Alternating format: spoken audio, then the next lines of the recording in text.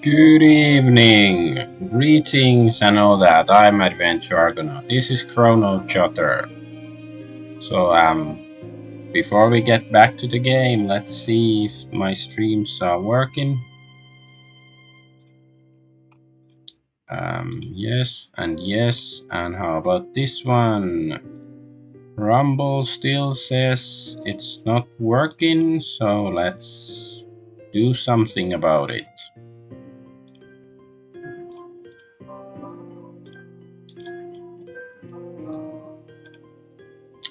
Okay, how about now?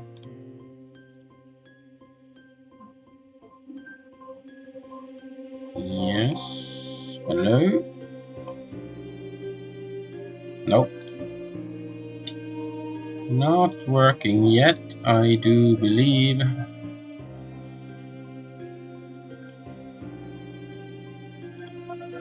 Okay, now it's working. Okay, I think it's working. Let's get back the title screen, because if I alt tab out of the game, it doesn't show the title screen. But now I can see it, so I do believe all the streams are working, which is preferable. Yeah, okay, I guess that's good enough. Let's get to the game. With this and that and those, and I do like the beginning music though, the title music. This one, let's load the game. So it should be the end of the prologue. So last time we solved the murder of the woman Sakura, whom the protagonist claims that it's her girlfriend, but Sakura doesn't remember her, or she doesn't remember anyone, I guess.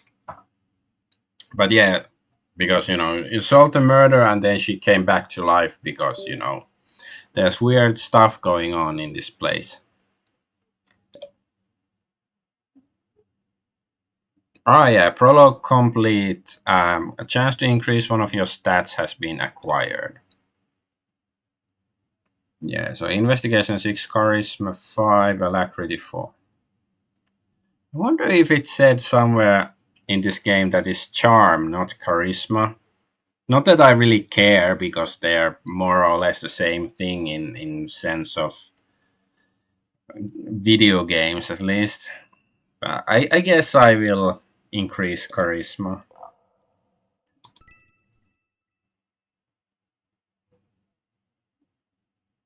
So now is investigation 6, charisma 6, alacrity 4. Not sure which one to increase next. I don't think there's going to be many increases during the game, but I don't know how long it is or anything, how many. Because so far, I played it for 4 hours or something altogether, maybe 5. But there haven't been that many like mechanical like challenges or anything. Mostly it's just been the story stuff. But let's get to the story stuff.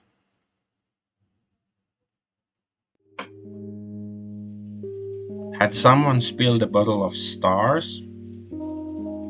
Anne had kept a glass bottle filled with tiny meteorites at her house before. On occasion, she'd open up the bottle so that she could pour them out. And then she'd nudge the little galactic visitors around with her fingers and tell Ran all about their stellar origins in a quiet voice.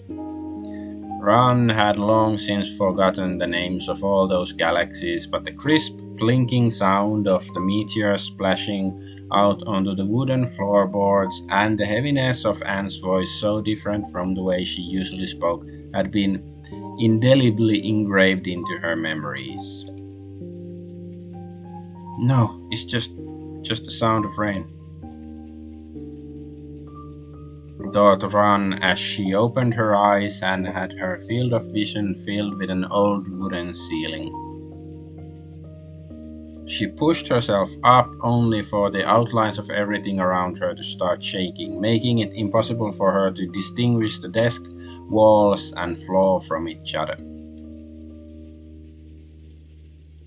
Ran felt like she had a terrible headache, and her strength momentarily failed her as she tumbled off the bed. But a hand appeared to support her by the shoulder. Ran turned to see someone next to herself. Are you okay? Head still feeling dizzy? Blinking, Miho reached out to touch Ran's neck. After lingering there a moment, she moved her hand upwards to her face. With 4 fingers, she cupped Ran's cheeks, while her unoccupied thumb pulled down on one of Ran's lower eyelids. Leaning in close, Miho inspected Ran's pupils and after confirming that there were no abnormalities, laid her hand on Ran's forehead. You should be fine now. You gave us all a big scare when Anne carried you back, you know. Carried me? Yes, you skipped breakfast, didn't you? Miho pulled her chair up a bit towards Ran's sickbed. Well, of course, I don't think that the protagonist has eaten anything since she got here. You were already in a hypoglycemic state, and then you went and got yourself drenched by the rain out there. We got you to the infirmary as soon as we could. Ran looked down to see some bandages tied around her arm. I put you on a glucose drip. Feeling better? I don't know.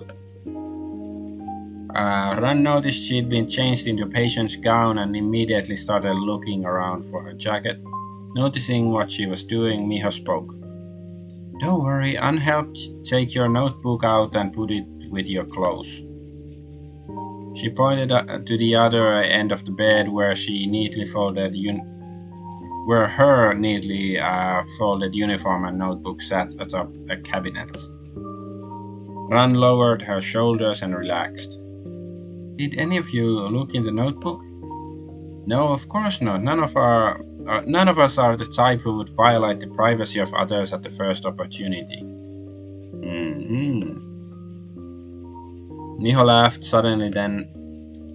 Though if your body counts as a private secret, we've definitely gotten to see that one at this point. I wonder if they did other kinds of violating. What?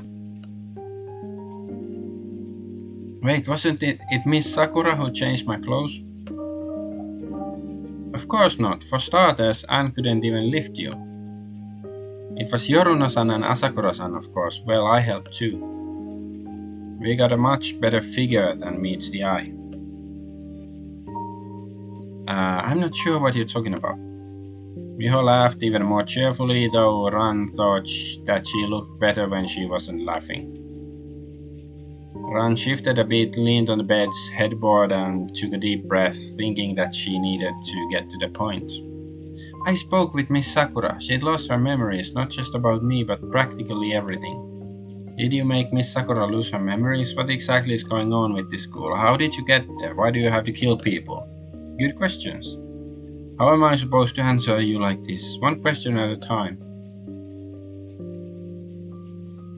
Miho pressed her hand to the back of Ran's hand. Don't panic. None of us have any ill intentions towards you, except, maybe she's chosen as a victim to be killed or something.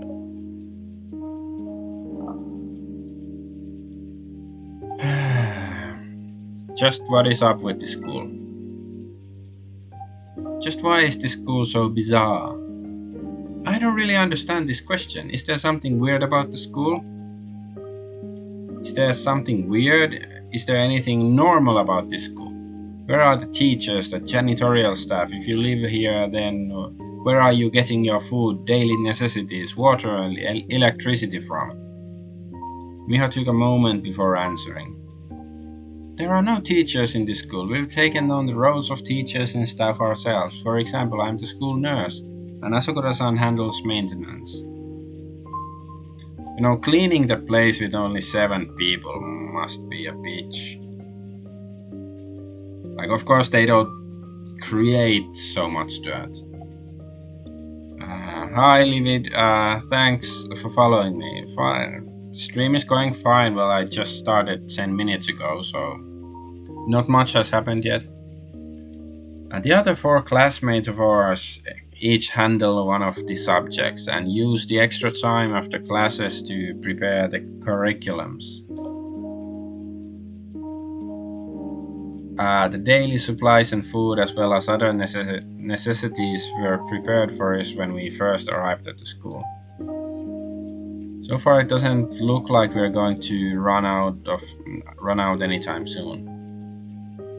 But the tunnel's been blocked up for a year by now. Forget the daily necessities. You are really not worried about eating food that's been in the fridge for over a year now?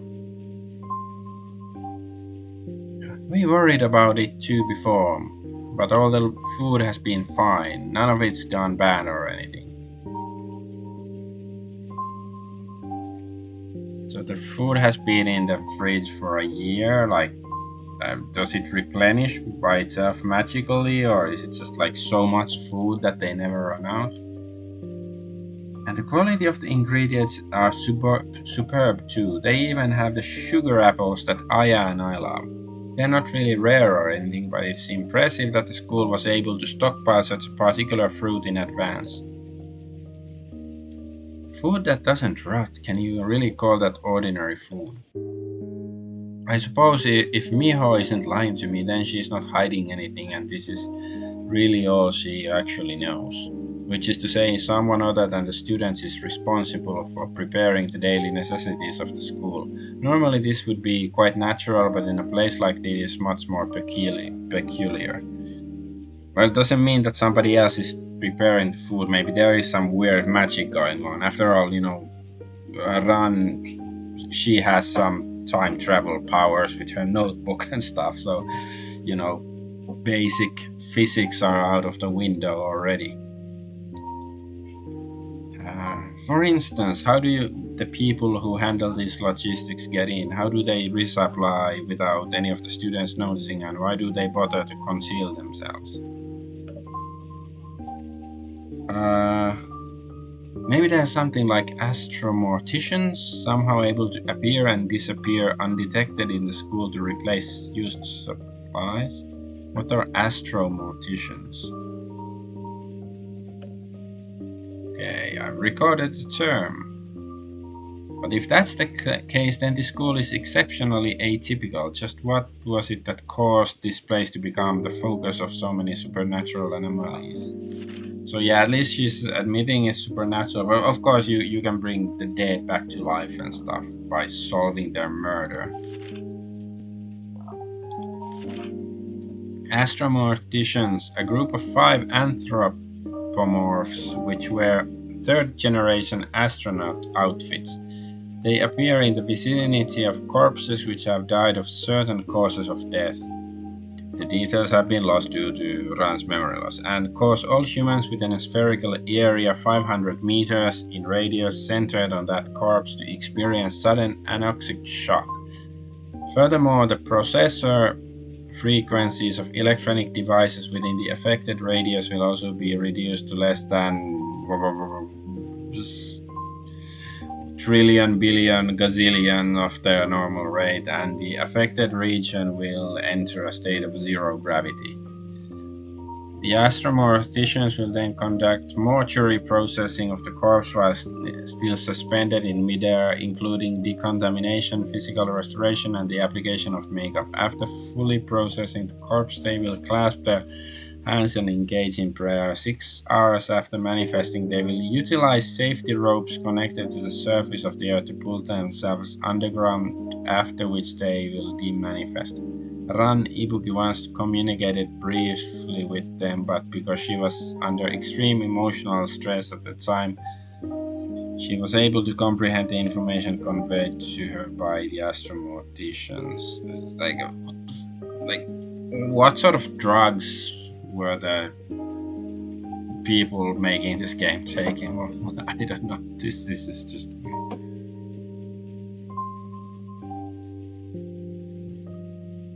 I'm still trying to figure out what I just read. So the anthropomorphic things that in astronaut suits, and they appear in vicinity of corpses to do mortuary processing. I don't really get it. Including in myself, I suppose, as someone who's been forced to focus on this place as well due to Miss Sakura's presence here. Ran was immersed in her own thoughts, and Miho didn't interrupt her. What I need to focus on right now is Miss Sakura's amnesia problem. If the weirdness of the school has nothing to do with Miss Sakura's missing memories, then it's not my problem. They can do as they please. Ran surfaced from the lake of contemplation and prepared to ask the next question. Why do you have to kill people? Why do you have to commit murders? Is there a point to it? About that, I feel like you're not going to like the answer to that one. What's that supposed to mean? Because there's not really a reason, really. We weren't used to it either at first, but now we've just accepted it. It's like how when you are in gym class, then there's a basketball, you play basketball, and when there's a track, you run laps. You can't compare this to gym class. At least physical exercise helps support student fitness. In that case, would you feel better if I justified the murder cases as exercises to support the student's ability to engage in deductive reasoning? But they can indeed say that they haven't hurt anyone because the victims all ultimately reawaken unscathed anyways.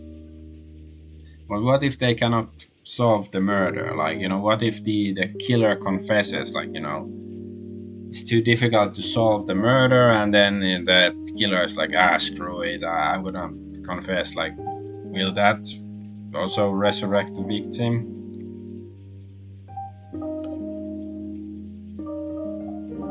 And they're already used to it. They don't even seem to experience any psychological stress from it anymore. Ignoring their questionable choice to redefine their own moral compass, it seems like there's not actually anything wrong with mutually consensual murders like this, where the dead will revive anyways. Yeah, but how did they figure it out? Like, when did the first murder happen, and then they noticed, like, oh, they can actually come back to life? Like, sure, I can understand, like, if you knew in advance and actually believed that, okay, if you kill somebody, they will be brought back to life once you solve the murder. Like, sure, I might participate in such a game as well, because I do like murder mysteries. However, if they didn't know that, like, did one of them just snap one day and kill another person, and then they solved the murder and found out, oh, she came back to life, and that's how they just like, oh, okay, we can just keep doing this killing game. Like, how did they figure it out? So I really do have to just accept that this is just another class they're taking. Fran raised her head and sighed lightly. To hell with that, though. Yeah, like, she should have brought up these questions that I just mentioned. Like, there are some, holes in the logic, quite obvious ones, like, like, I can accept the, metaphysical mechanics that, the dead are coming back to life after you solve their murder, but how did they reach, how did they become to understand that this is the case? Like, did they just magically know that would be the thing when they arrived at the school, or what? Okay, why did Miss Sakura lose her memories? Why is Miss Sakura missing her memories? What did you all do to her? We don't know either. The first day she showed up at the school and said she didn't remember anything. Miho lowered her head as she spoke. And yeah, I wonder, like, when did they arrive? Like, did all of the girls arrive at separate times? Like, some have been here only a few months and some have been over a year, or how does it work? We were actually all really worried about her at first, but Anne told us not to worry about her. She said that we didn't need to be concerned for her and we didn't need to help her with anything. Just getting along was good enough. How understanding and kind Aunt Sakura was and how concerned she was for others. Ran Ibuki already knew all of that perfectly well. That wasn't the answer she'd wanted to hear. She wanted to hear Miho Take admit that yes, the students were the culprits and that they'd done this in order to torment Ran and Anne. I guess she's sort of a masochist, Ran. So what are you saying is only Miss Sakura has missing memories and the rest of you are perfectly ordinary? Is the truth. We only learned that her name was Anne Sakura after we saw her name in the class roster. So it's unrelated to you? The rest of you didn't cause it? What? Of course not. How would we even... What a coincidence that would be. So you're saying that 7 of you met in this inexplicable location, started committing entirely pointless murders, and then at the end of it all, Miss Sakura is the only one that's missing her memories. Well, yeah, this is a good point. I'm telling you, Ibuki-san, is the truth. Even if you keep pressing me, I can't give you a different answer. Anne is a good person. If we could help her, none of us would refuse her. There's no way that any of us could have done anything to her. One of them just killed her. Ran pulled her bed sheets up further. She turned her face away, unwilling to look Miho in the eyes. I can't tell if she's lying or not, but it's clear that I can't get any more clues out of her at this point. In any case, I should speak with Miss Sakura again. Can't go wrong with by familiarizing myself with her situation more.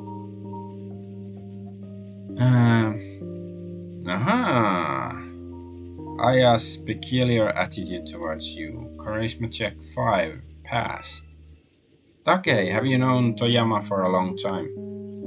Miho hadn't expected Ran to suddenly change the topic like that. She furrowed her brow a bit. Yes, why are you asking so suddenly? The way she speaks to you is unconventional, but the two of you seem to have an excellent relationship, so I'm a bit curious. What's unconventional supposed to mean? Ran noticed that Miho's disposition had changed. Where she had previously answered Ran's questions fluidly and calmly, now she seemed quite riled up. How do I put it? It seems excessively respectful. Miho folded her arms in front of her chest and leaned back in her chair. I'm sure you're imagining it. Aya's not so clever as to be able to hide her emotions like that. After she finished speaking, she lowered her arms and sat up straight. I'd rather not talk about it ourselves anymore. Do you have anything else you wanna ask about? Out of questions now. Is there anything else I wanna ask? The long sound of the end of class bell rang out in the intercom. Ran shivered, raising her head to look towards the source of the sound. This sound is so classic. I think it's the actual, Japanese class ending sound, but it's also in Danganronpa. Miho tapped on her phone as she spoke. The morning classes are over, so I'm sending a text to the other students to let them know that they don't need to come to the infirmary and that they can head right back to the dorms if they want. Putting you on a drip was just an emergency measure. What you need most right now is a good meal. And yeah, okay, if they have the mechanic that, somebody's murdered and then you solve the murder, they come back to life. But what if somebody commits suicide or dies in an accident? Can they be resurrected? Okay, Miho stood up and stretched a hand out to Ran. Can you stand? I can get up on my own, thanks. Ran rose in the opposite direction as Miho, angling her back towards the student, and took a seat on the edge of the bed. Can you give me some privacy? I'm going to change now.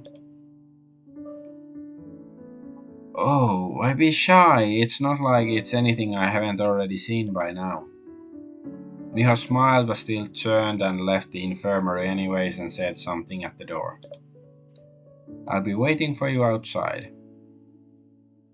I'm wondering like if it's like possible to choose to romance any of these girls. Like, is that the ultimate point in this game? That is, just some lesbian fantasy and not actually murder mystery with time travel crap. Like, what's the ultimate motivation for the makers of the game? Ran gave a non-committal response as she picked the notebook up from atop her clothes. Pulling in her legs, she hugged the notebook to her chest and shrank into a ball, her shoulders trembling. Updated her nose. Thank goodness I finally found Miss Sakura.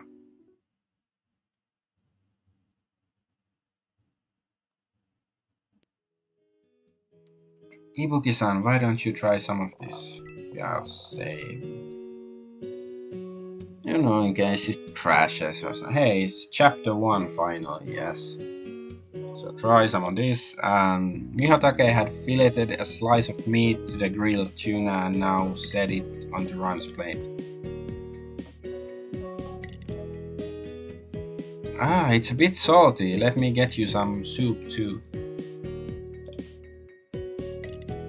It didn't take long for dinner time to come around once they'd returned to the dorms. Ran Ibuki, of course, naturally chose to sit next to Aunt Sakura, who Miho was sitting diagonally opposite to Ran. Let's see if I can change the music. It's a bit too loud.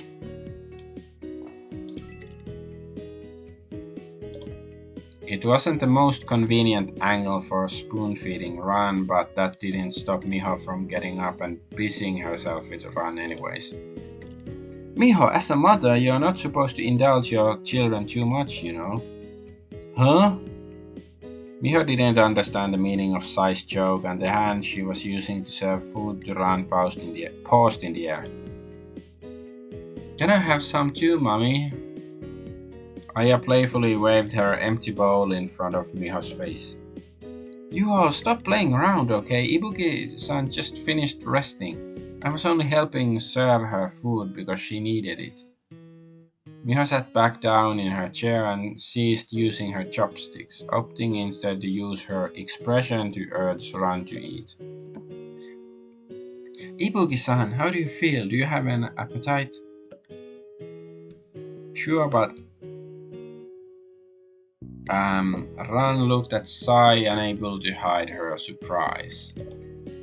I can't believe that Yoruno handles the cooking. I've updated the profile of Sai Yoruno. I guess it's that, she's a cook, chef. What? You don't want to eat it? No, it was just, honestly, I figured you were like me, someone who only knew how to make instant noodles at best. Ran swallowed the tuna that Miho had served her, the satisfying combination of salt, crisply grilled skin, and soft fish meat all combined into a brow-lifting, wonderful taste. Not only did Sai know how to cook, but she was good at it. It's pretty good. You don't need to praise me. Sai picked up her bowl, drinking some mussel soup from it.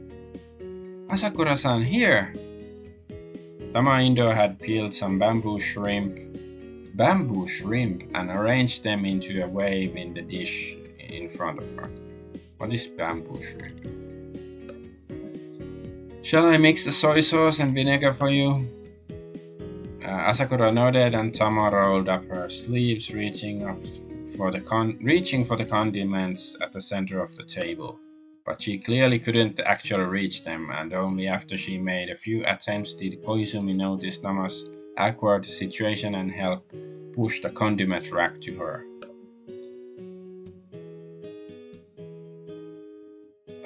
Tama quietly thanked her and placed the condiment dishes on the plate with the bamboo shrimp before handing the whole thing to Asakura. My favorite knife got borrowed by Koizumi for murdering Sakura. So sorry if the knife work on the veggies is a little slipshod this time. Sorry. It's fine, I was too busy with cooking to clean it off. I'll wash and disinfect it after this, so long as nothing's happened to the edge of the blade, it'll be right back in service. Why, you're still going to use it for cooking? That knife was used for murder. Come on, all it did was chop at Sakura's throat a little bit. Knives are designed to chop meat, you know. I sort of like the attitude. Ran frowned and looked towards Anne, who didn't seem to see anything wrong with that statement. After noticing Ran's gaze, she turned her head slightly. Ran? She's so beautiful. How does your neck feel, Miss Sakura? It's feeling perfectly fine. This isn't the first time I've been killed, you know. Right. After answering her, Anne turned and began chatting with Koizumi. Hinata, which box of bath salt should we use tonight? Oh yeah, Hinata and Koizumi, she's the one that killed her just the previous day, and sort of like the weird creepiness of it. Ran discovered that she had no idea what to say to Anne, a situation she'd never been in before in all their time together. How about the rose-scented one? We've still got plenty of that one left. No matter what the circumstances, Ad had always been able to find a topic that Ran was interested in, so that their conversation could continue. Sure, let's go with that. I've used up too much of the peach-scented one already. But now it seemed like the only things they had to talk about were memories, disappearances, and animalist schools. Heavy subjects like that which couldn't be called interesting at all. Yoruno-san doesn't use the bath salts much. We could ask her for more if we ever run out. She looked all around, trying to find something to talk to Anne about, some light and pleasant content that she could use to regain the feelings they shared while they were dating. I'm just wondering about bath salts. I'm not sure if I've ever used bath salts. Like, how do they, I know bubble bath, but like, what do bath salts actually do? Does it like make it clean you faster or more comfortable or what? Soon she found something that was worth mentioning. Miss Sakura, what is it? There's a lot of green onions in your soup. Shall I pick them out for you? Anne blinked twice in quick succession. Why would that be necessary?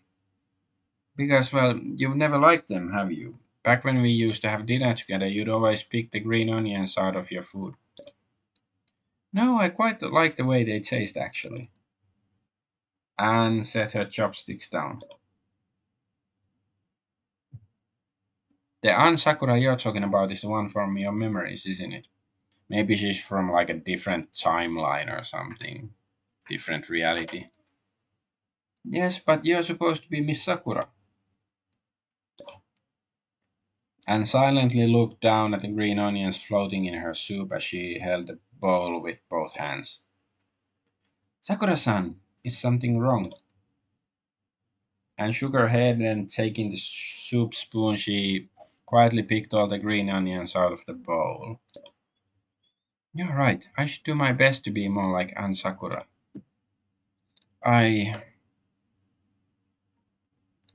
Ran wanted to tell her that she didn't want the amnesiac Anne to do that, but she couldn't bring herself to say it out aloud.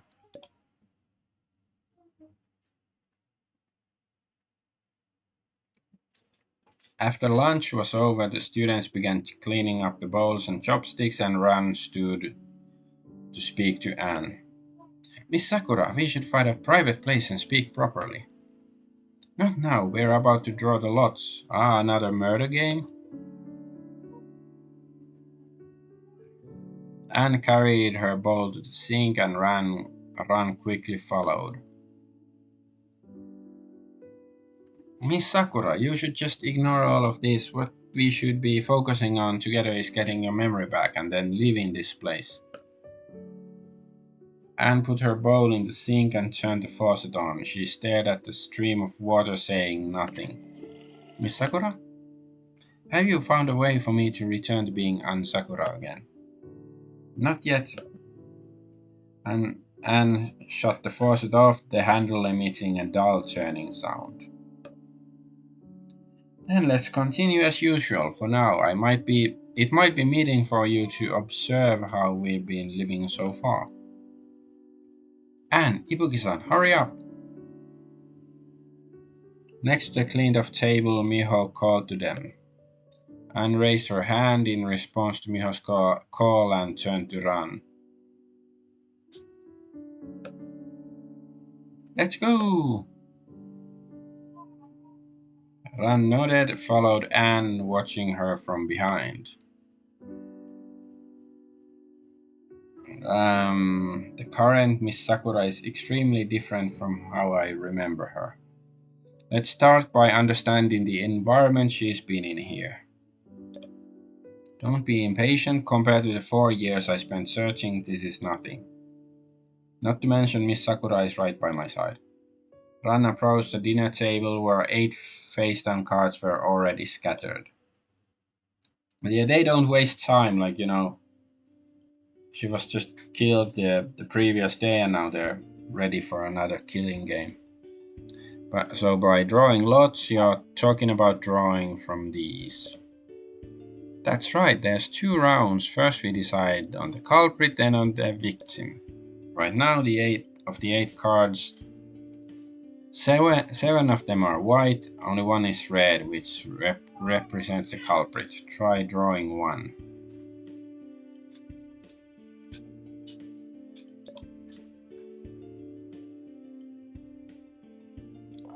Okay, we actually get to pick one. I wonder if it makes a difference. This one. Ran took a card and was immediately dazzled by its scarlet underside. What? Ran didn't try to hide the emotions on her face at all, drawing everyone else's attention to her. Then she threw the card which represented the culprit right onto the table. I'm not going to kill anybody. Let's draw again. You sure are just flagrantly violating the rules, huh? You can say whatever you want, but I'm not going to kill anybody. Since Ibuki-san has already revealed her card, we're going to have to redraw no matter what. Whether or not you're willing to be the culprit, you may be selected as the victim or be forced to prove your own innocence if you're suspected of being the culprit. Is that okay?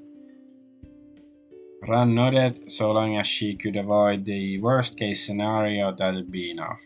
As for not being killed and proving her own innocence, she was confident she could accomplish those things trivially. Let's restart the drawing then.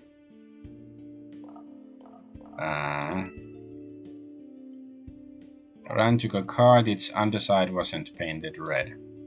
Thank goodness I didn't draw the culprit card again. Ran flipped the card over and looked at the back. Very abstract patterns. All I can tell is that there's stars and stuff. It's like some, I don't know, plasma pattern electricity crap. Then she surreptitiously observed the others' expressions, wondering if the person who drew the culprit card might let something slip by their reactions. They all seem quite well practiced. Right, everyone, put your cards away. Let's start the second round.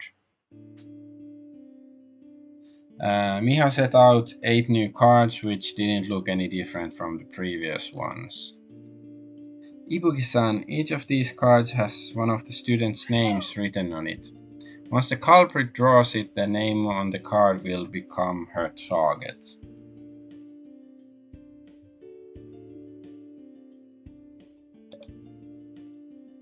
Wait, there's 8 cards for these two. Is my name on there as well? We have plenty of spare cards, so I wrote your name onto one just now. So you're signing me up for this just like that, huh? Of course, we'd never think to exclude you from our school activities, Ibuki-san. Under the table, Ran tugged the hem of her skirt with her right hand. Then very well, I'll draw as well. Wait, hang on, what happens if the murderer pulls her own name? If such a situation occurs, then the murderer may choose anybody she likes to become her target. Ah, okay, it's like a joker. A joker from another deck? Oh, I see. Ran wasn't sure whether she should ask her next question or not, but ultimately decided to speak anyways. So the culprit can also commit suicide. Oh, good question. Yes, so even if you're not the killer, you can't easily exclude the name that you draw as a potential victim either. Hmm.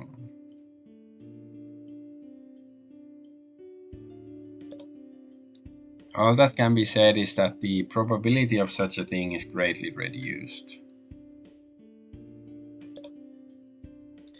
I guess I get it, let's start then. Then which card should I draw? Hinata Koizumi. Ran took a card. Hinata Koizumi was written on it. Koizumi, huh? It's more likely that the class president would have an accident rather than get killed. Alright, that's that, everyone. Please keep a hold of your cards securely yourself. We keep our cards ourselves. So if the culprit wanted, they could go and privately exchange cards with other people to select her target to some degree. Interesting. What's wrong, Asakura-san? Perhaps that's what happened in previous cases where they mentioned the involvement of accomplices. What do you mean, what's wrong? But it breaks the rule where the culprit can only kill a specific target. Even if the culprit is caught, so long as she refuses to speak, the others wouldn't be able to know that she'd actually swapped cards.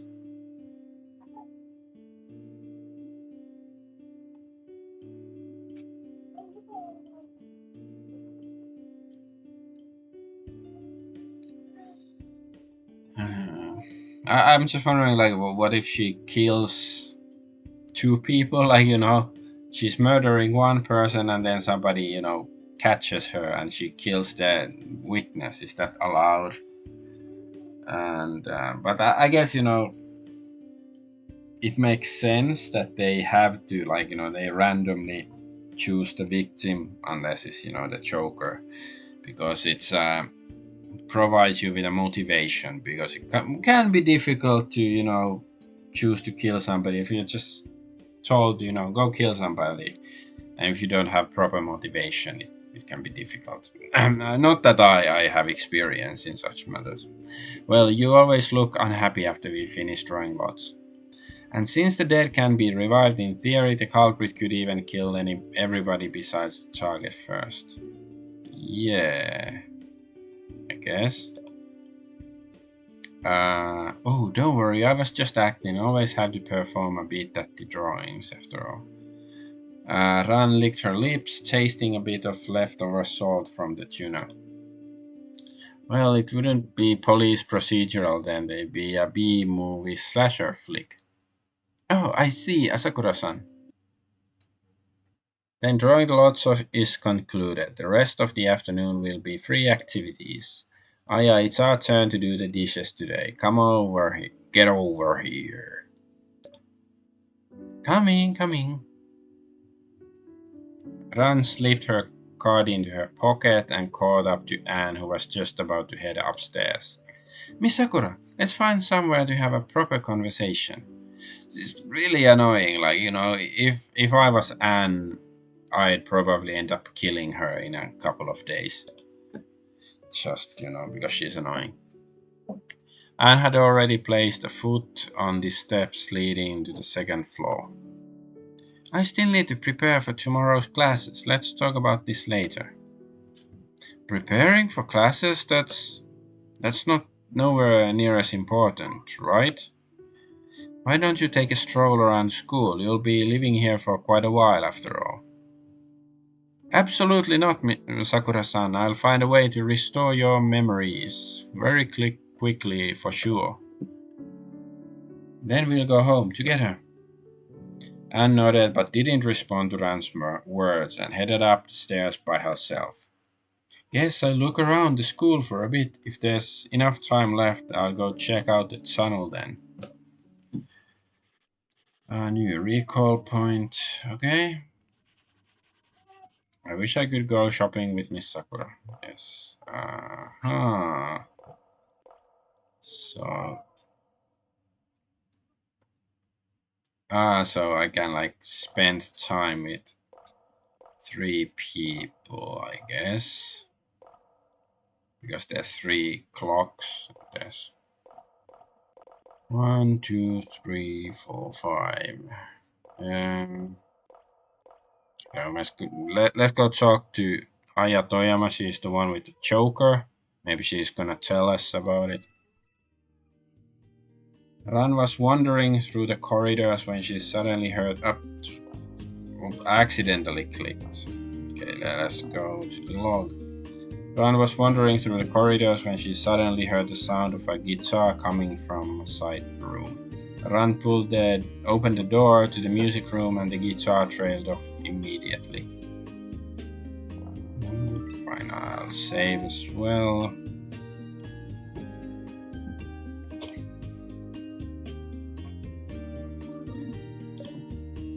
Ranchan, did you come all the way just to listen to me play? Aya Toyama loosened her grip on the guitar strings and lowered it to her lap. I heard it in the classroom that you knew how to play the guitar, so I came to check it out. It didn't sound bad, I guess. What? Come on, man. Don't try to get the vibe that I'm an absolute rock star just by looking at me. Don't you get the vibe I'm a rock star? I don't really know what kind of vibe would look. No. Jeez, it was a joke. You weren't supposed to take it seriously, Ran-chan. Now I'm the one that's feeling awkward. Aya was carelessly strumming chords as she spoke, though it seemed like she'd turned off the guitar amplifier after Ran came in, since the guitar was only letting out dry twangs now. So, do you want to take a break? I want to talk business with you. Next time maybe. I want to focus on practicing for now. I'm pretty lackadaisical usually, but I'm pretty serious when it comes to the guitar, so I want to spend a bit more time with it. Okay. Really figured she'd readily say sure, then put the guitar right aside and let's give it a second shot. I'm honestly jealous of how you got something you love this much. I thought you'd reunited with your beloved Miss Sakura and all that. Seeing a Miss Sakura who's lost her memories, it fills me with pain and confusion more than anything else. Aya stuck her lower lip out and made an exaggerated shrug. Oh, is that so? Looks like she really does want to get back to her guitar. Well, you have fun. I'll be going now. Bye. Yeah, that wasn't very interesting. Let's go here, and there's 2 people anyways. Like, maybe I'll get some relationship points by spending time with them or something. So it's 2 birds, 1 stone. Ran overheard Tama and Asakura speaking to each other in the library, so she stopped and opened the door. Ibuki-san, what brings you to the library? I don't suppose you're here just to interrupt my quality time with Tama-chan. In contrast to her complaining words, Makoto Asakura had immediately put down the book she was holding upon seeing Ran and greeted her with a smile. Well, I've never been to the library, so I came by to check it out. In front of Tama was an opened book and a notebook. The cover was facing down, so Ran couldn't tell what the title of the book was. But the two of them had previously conversed with each other about books before, where they brought up how Tama had learned methods for killing people through her reading. Ran thus figured it was probably some kind of murder mystery detective novel or something. Well, I won't disrupt your reading then. See ya.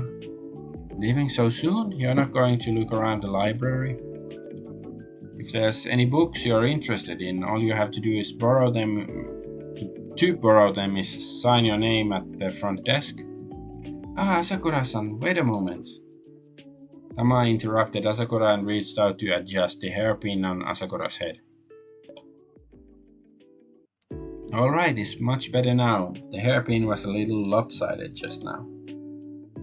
After a moment of hesitation, Asakura turned and thanked Tama. Indo is so motherly as well, and Takei too. There's so many maternal figures in this school. Me? There's no way I'd be fit to serve as Asakura-san's mother. Tama covered her face with both hands, looking quite sheepish. Yeah, no, she really wouldn't, with how she's reacting. It makes me too embarrassed to even explain that I was just joking. Asakura, who was the subject of the conversation itself, said nothing and simply watched Tama with a smile. Get Tama out of the way, have a private conversation with Asakura. Investigation 4 check passed. Yeah, let's do this. Indo, I ran into Take at the dorms just a while ago. She said she needed you for something. Tama's brows furrowed and she bit her lips. What was the problem? Did Take-san tell you? Looks like Indo doesn't want to leave this place. I really want to have a private conversation with Asakura though. Beat her up. She didn't. She said you didn't check your phone frequently, so she didn't bother texting you and sent me instead. Tama looked down and searched all over herself for her phone for a while. It looked like she'd even forgotten her phone today. Okay, I guess. Asakura-san, will you go with me? I'd like to stay and do a bit more reading. You go on ahead. Makoto Asakura's reply came very quickly, as if to verify a certain hypothesis that Ran had formed. Tama stood up, and after bowing to both Ran and Asakura separately, left the library. Ran reached a hand out to Makoto. Let me see your phone. Why? Asakura asked, but still handed her phone to Ran anyways. There's some things I'd like to talk to you about. As Ran sent Miho a quick text explaining the situation, she sat down in the seat Tama had previously occupied. You're particularly close with Indo, right? That's right. I'm roommates with her and she's quite adorable, isn't she? She's always circling me so energetically and constantly calling me Asakura-san, Asakura-san. Who wouldn't be charmed by that?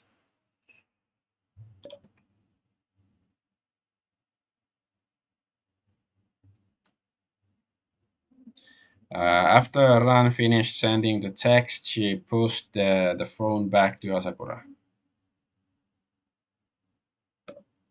It does sound quite pleasant. My first impression of you was that you were the kind of person who didn't care much for others. I thought you might have found Indo irritating. What makes you say that? I hadn't realized you were observing me. No, I'm just going by intuition. I don't have concrete reasons, but something about Asakura reminds me of the way I act when my ailment is relatively stable. Ran stopped herself there. Asakura's emotions didn't oscillate as wildly between hot and cold as Ran's did when she was in the throes of her condition. She simply felt that, despite the warm and welcoming demeanor Makoto constantly projected, if moments would slip through where she'd flip to being ice cold for just a few seconds. I suppose I was simply mistaken. You suspect that I dislike Tamachan? Oh, no, no, of course not. I couldn't be said. If you couldn't be said to like her, then surely nobody else in the school could be said to like anyone either. Well, except for me and Miss Sakura, obviously. Asakura laughed out loud, her eyebrows furrowed. You know, I'm quite jealous of you, Ibuki-san. Asakura supported her chin with a single hand and followed allowed the bangs of her hair droop in front of her eyes. Ran could feel that the emotions of the girls opposite her were quickly turning deathly chill. But I'm sure your feelings are the opposite of mine, aren't they? What? Asakura once again manifested her iconic smile and closed the book on the table.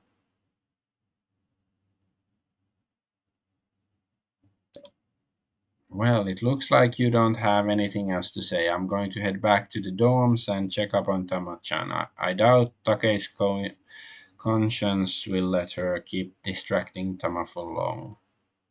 I'm just wondering what she meant by having the opposite feelings. Was it like,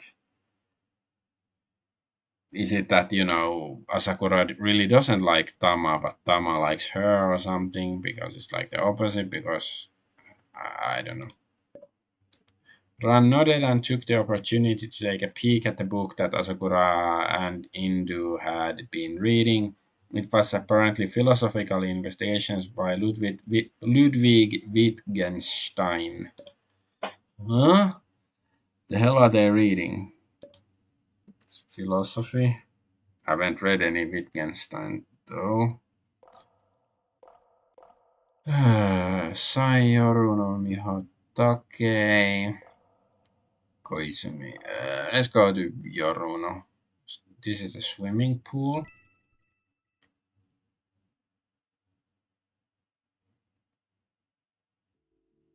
Ran wandered to the swimming pool just in time to see Sai rise from the water. She swished her hair around, letting the droplets dance on the pool's surface. Then she raised her hand, brushing aside the strands of hair that had stuck to her nose and met Ran's eyes. Sai gave her a grin and pulled her swimming goggles down to her neck. She drifted to the edge of the pool and waved hello at Ran. Ooh, swimsuit. Well, hey, didn't think you had the free time to visit the pool, or to visit the little old me. Just presume that I'm bored and have nothing better to do. Sai let her body float freely, holding on to the side of the pool with her arms. Might as well spend some time talking to her. Ran bent over, took off her shoes and socks, and sat at the edge of the pool. She dipped her feet into the water and swung them around gently. Ooh, Yoruno, come on, don't me. If you got something to say, then say it. Ugh, don't rush me. Ran lifted her head towards the sky, thinking that perhaps the rain would start soon. Though even if it rained, I'm pretty sure that Yoruna would still stay in the pool. Yoruna, about the argument that we had with each other yesterday in the old showers and how I even shoved you. Sorry about that. Seeing Ran's earnest expression, Sai struggled to hold in her laughter as she spoke. I'll forgive you if you come down for a swim. Hell no, it's way too cold. It's not like you've tried it yet. Just give it a shot. You'll definitely love it. Oh yeah, because we tried it in the recall memory, so it's not like in the main timeline. Absolutely not. Sai laughed, ripples of water spreading outwards from her trembling shoulders.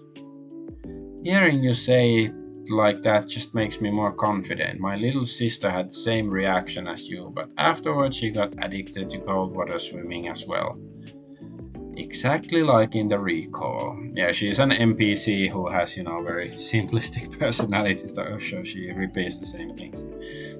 Then I'll have to get out of here before you pull me into the water. Should I ask her about Miss Sakura and the school? Maybe there's a chance she'll answer differently from Take. Ran considered it, but before she could ask, Sai herself spoke first. Ibuki, Sakura is very important to you, isn't she? Well, of course, important is just a mere word, though. She's more important to me than you can imagine. After all, whether something is important or not can only be established by comparison with other things. And to me, Miss Sakura is simply everything. There's nothing comparable. Wow, that's cheesy. Get a room. Sai idly pushed off from the edge of the pool and floated on the water. I remember that I had something extremely important I had to do as well. Can't remember it clearly though. Yeah, you can see. Ooh. Well, the graphics aren't that titillating or anything, but you can get the get rid of the UI and the text and stuff by right clicking. You got memory loss issues too? Nah, it's not the same kind as Sakura's. It's more the kind of forgetting what happens when too much time has passed. Yeah, I wonder, maybe they're been here longer than a year, maybe it's an eternal limbo and they just think they're been there only a year, but it's actually been much longer or something, maybe time doesn't really exist in this place. It's just an, eternal circle, something like that. What? There's something even more important to you than swimming. Sai didn't answer and merely let the water of the pool lap over her face. She looks a bit melancholy. How awkward.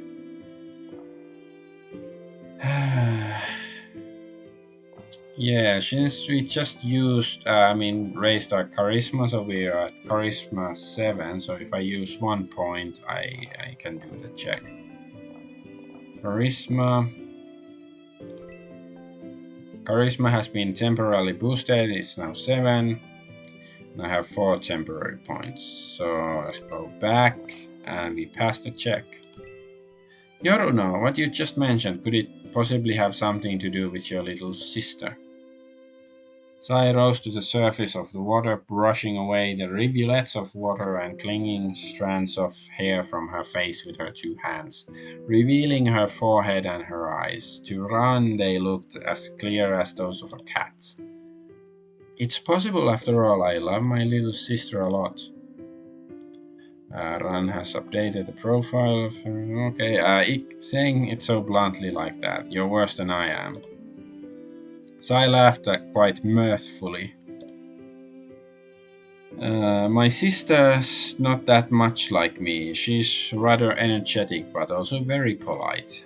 I don't know about the energetic part, but if she knows how to be polite, then she does sound quite different from you. Sai made a rude gesture and splashed some water from the pool at Ran. Hey, stop it! That'll learn you to talk like that. Ran stood a little further away from the pool before continuing her inquiries. So, you feel like you're slowly forgetting things regarding your little sister. Let me think. Her curiosity is very strong. No.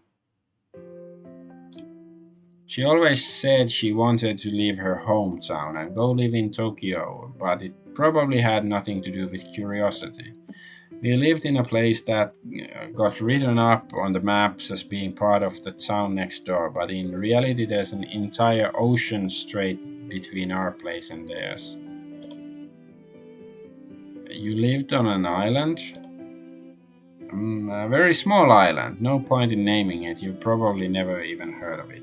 So I guess it's an island that doesn't exist in real life. It's just some random island made up for the game. So you lived by the sea, like Puff the Magic Dragon. No wonder you liked swimming so much. It's nothing to do with the sea. I never went swimming in the sea anyways. The town swimming pool was cleaner and safer. But there was never anywhere to go in town anyway, so all the adults and kids alike congregated at the pool. So to dodge the crowds, I picked up the habit of going early and late swims. For early and late swims. I see, but based on just on what you've said here, it sounds like you remember it pretty clearly. Maybe I'm just imagining it. If that's the case, there's not much I can help you with. Miss Sakura's problem is enough to keep me busy on its own. I know, I was just rambling about it. Get out of here, you. Guess we spent all the free time. Dinner time came as scheduled. In a change from noon, there was no sign of any seafood anywhere this time. Various platter arrangements of vegetable, greens, and sliced ham had replaced them. Ran didn't have the heart to enjoy the fine cuisine, though, because Anne and Koizumi were whispering with each other about something. Ran kept trying best to get Anne's attention, but the few words she managed to get in were like pebbles thrown into a pond, making only the tiniest of splashes. Finally, after dinner ended, Ran managed to get a hold of Anne. Miss Sakura, do we finally have time to talk properly now? Koizumi said she needed you for something. Why don't you two have a chat first? The class president? She can wait. Our conversation is far more important. No, you need to hear her out first. Yeah, I think she's sort of rude, and obsessive over Sakura.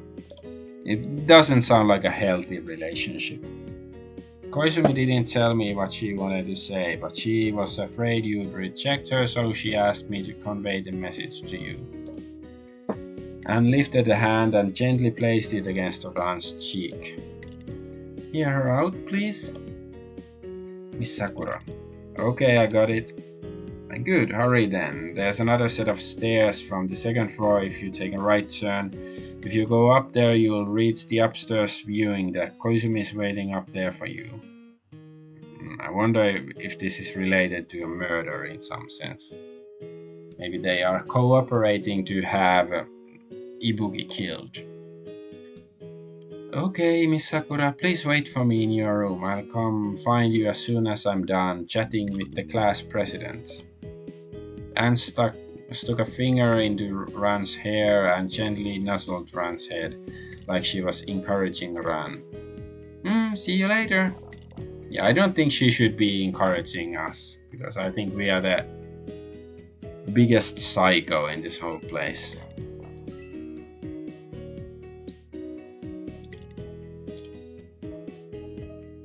Still bothered by the fact that there's only 3 slots to save. Like, can't I change a page or something?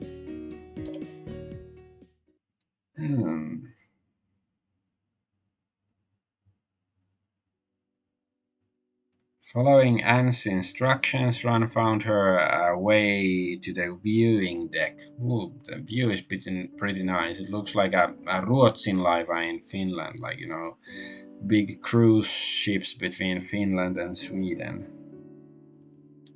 After pushing open the door, she found Koizumi there waiting for her. Ibuki-san. Koizumi got up from the chair where she'd been waiting for Ran and approached her slowly. No, it's fine. Please remain seated. There's many things I'd like to chat with you about regarding Miss Sakura. There's no need for that. It'll be over very soon. Yeah, I guess she's gonna kill us. Ran tensed at those words. Ran had envisioned a scenario where the two of them sat on chairs at a respectable distance from each other to discuss Anne's situation. Afterwards, over a pleasant conversation, Ran's understanding of the amnesiac Anne would deepen, and that would help her find a way to rebuild her connection with her love. This was not the kind of atmosphere that led to that outcome, Ran was pretty sure. Class president, what are you doing? Well, I like this atmosphere more. Murder is more fun than her obsessive behavior over her alleged girlfriend. Ibuki-san. Considering her usual disposition, Koizumi must have rehearsed this moment many times. Ibuki-san, I like you. Would you go out with me? What? Okay, I wasn't expecting this. Well, yeah, if she was here to kill us, it would be a bit too obvious, right? But this is, I don't know, very. It seems very out of place because, she's. Ibuki has just confessed her, feelings of Sakura to everybody, and now she is suddenly like, "Oh, go out with me," and why?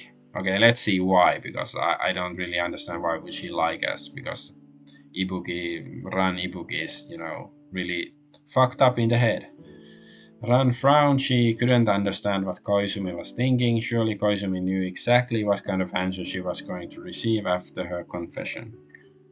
Class president. Wait, Ibuki-san. Koizumi had reverted to her usual timid state. In fact, she was acting even more nervous than usual. Her calm demeanor just now had exhausted every last bit of her energy, it seemed. She was having trouble controlling even her expressions now, but she still struggled on, trying to get all the words she wanted to say out. I know that you've got only eyes for Sakura, but please let me attempt to do something as well.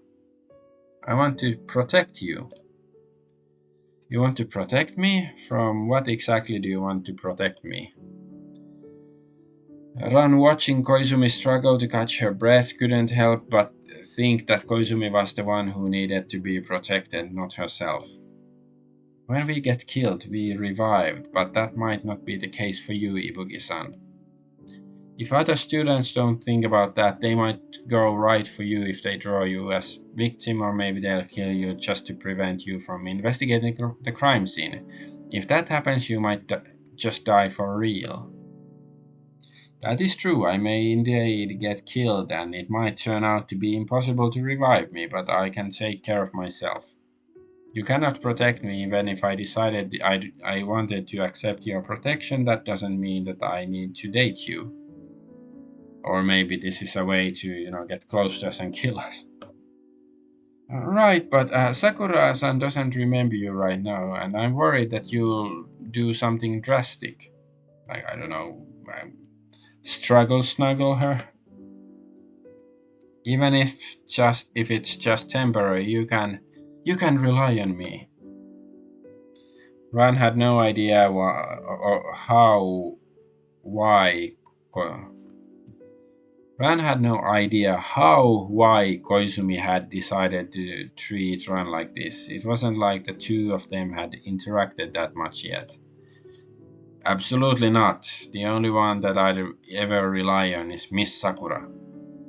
If that's all you had to say, then I'll be leaving now. It doesn't look like we can have a proper conversation about Miss Sakura right now, with the state you're in. Ibuki-san, please wait. Confessing to you is the first time I've ever chosen to do anything of my own volition. You can tell, right? I'm completely indecisive, even in class. It's Takei-san who makes all the decisions. I still don't understand her motivations.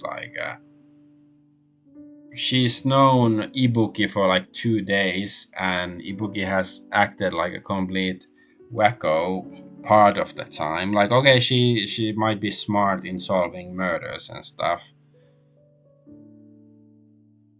but it's like I think it seems a bit fast.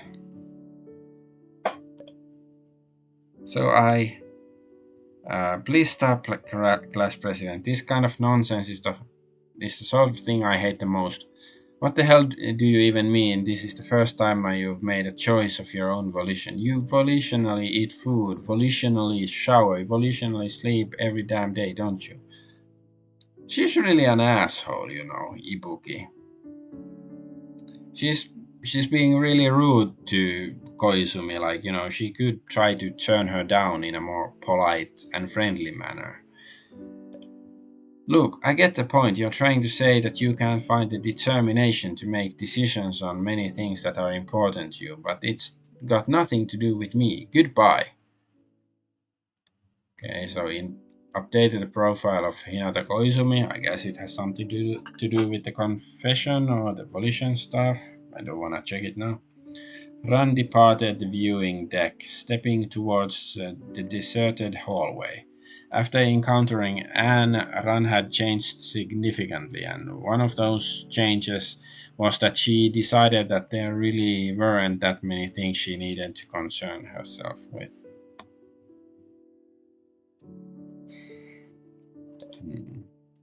Only Anne Sakura, and the one who searched for Anne Sakura on her own, herself, in other words. Yeah, she's really selfish. Miss Sakura, are you there? Ran lightly knocked on the door and quickly heard a response. She turned the handle, opening the door and entering the room. You finished your conversation with Koizumi?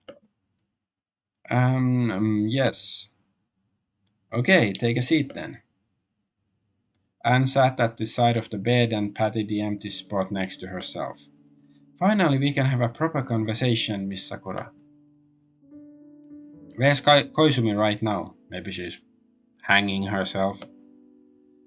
Why is her first concern still the class president? I'm really starting to dislike her protagonist. She's not a very likable one, but I don't. Doesn't make I dislike the game. It's I guess it's interesting to have an assholey protagonist like this. She said she wasn't going to calm down until later. Did you tell her not to come back?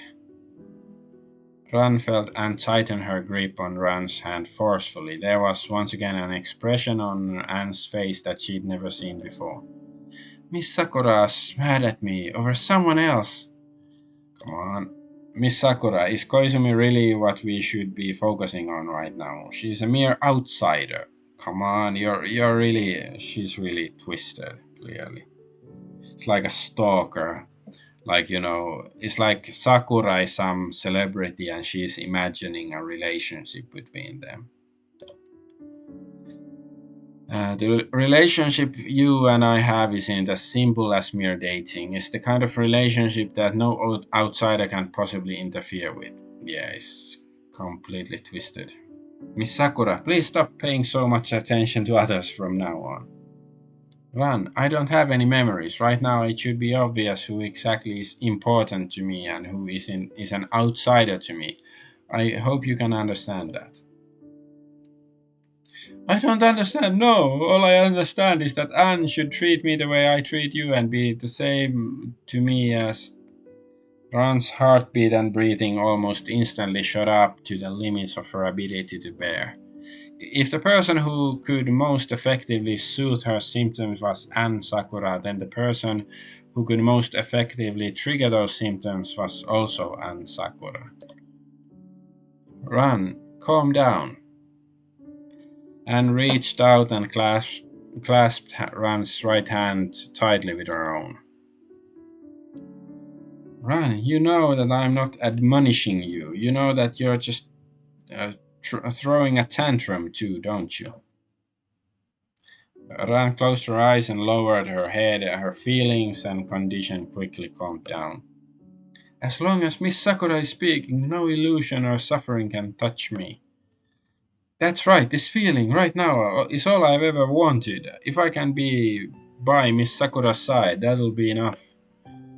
I'm sorry, Miss Sakura, I shouldn't have demanded that the present you hold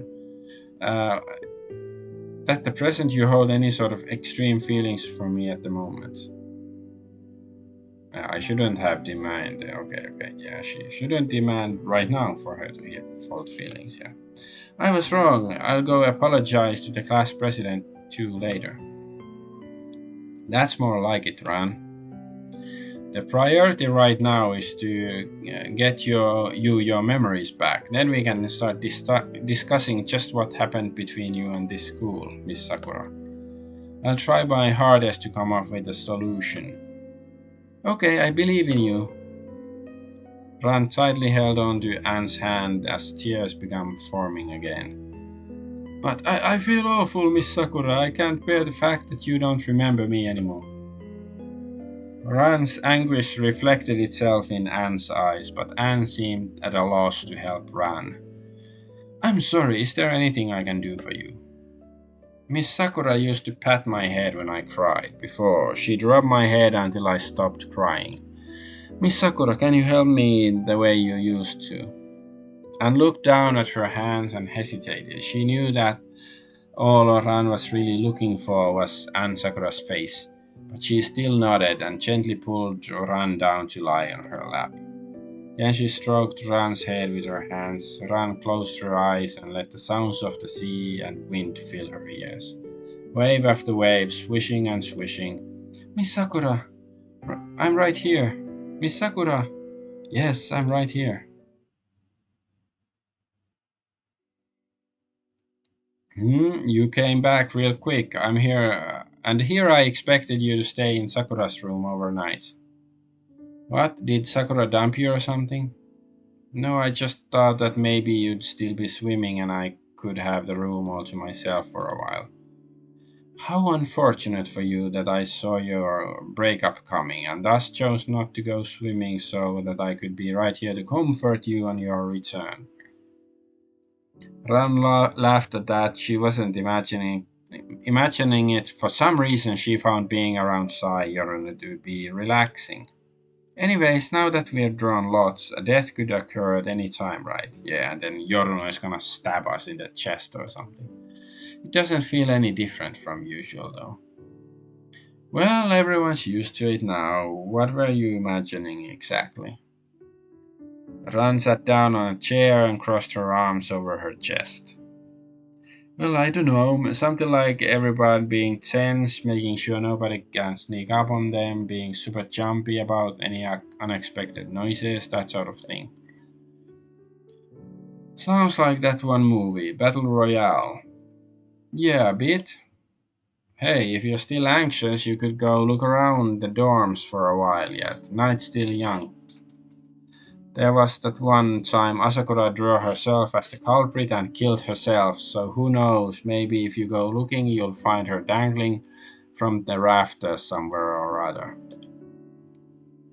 For some reason, when Sai said that, Ran felt a brief pulse of pain from behind her eyes, but it passed in an instant.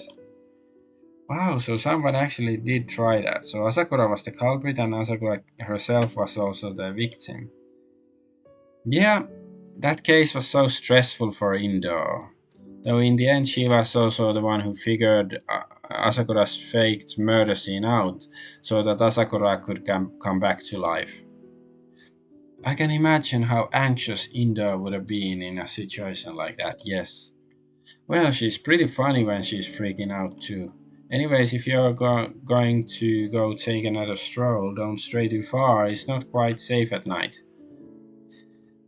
What threat is she talking about exactly when she says it's not safe? Alright, sure. And don't forget to take a bath after you're done. I only wiped your body and hair down a bit after you got drenched. Ran instinctively covered her chest with her hands at Sai's words. Oh, good, got it. By the way, your tits are huge. Who the hell said you could look? Well, I'm gonna need to see some proof here. Source, some evidence. Ran stood up and quickly left the room. New recall point. Okay, let's figure out where I'm going.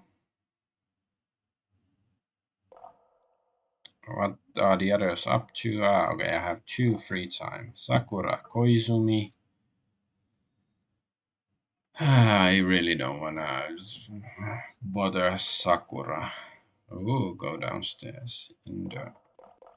Let's go downstairs. Let's see what we can find. Shower room, tool room, kitchen. Let's go to the tool room. Deep within the first floor, Rand discovered a door. Curious, she approached the door and discovered a lock upon it. Temporary points have increased by 1. Aha! Since I got the point, I need only one alacrity point. You know what? I'm gonna save. Maybe it's gonna be pointless, a waste of resources, and then so one alacrity. So now it's 5. So go back, and now we can unlock it. It's locked. This is the first time I've seen a locked door here, I think. Ran reached out and lifted the door lock and illuminated the keyhole with the light of her phone. Oh, and it's an old-fashioned model too. Let's give it a shot. Ran looked around and ran over to the kitchen where she used a pair of scissors to cut a bit of the stainless steel sponge off. Then she wove them together and pulled it into a wire. This should do it. This kind of lock should be easy to open for me. Oh, did I miss a line?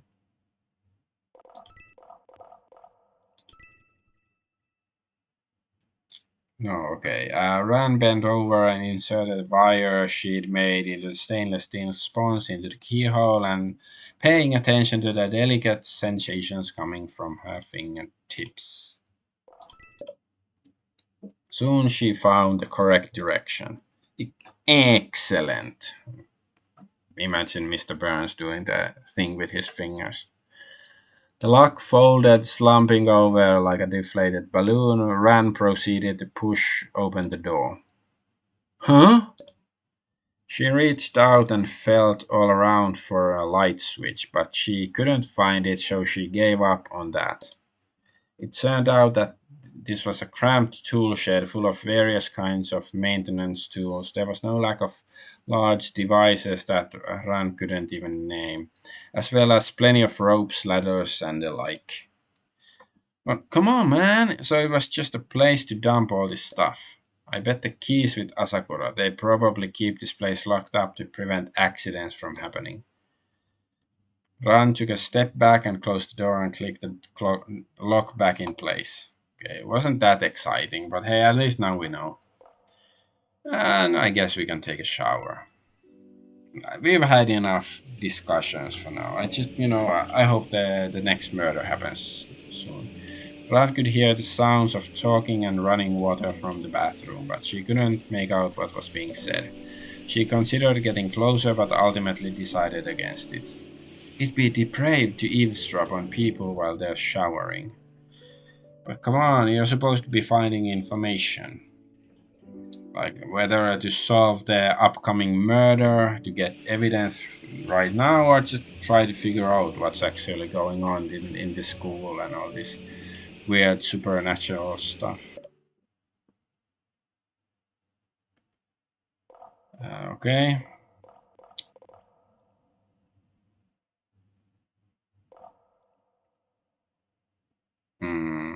I guess just go to the kitchen. Ran opened the kitchen fridge, took out a bottle of water, and started gulping it down. First time I saw Yoruno, she was taking a drink from the fridge here as well. Can't believe the situation has developed like this. At least Miss Sakura is here.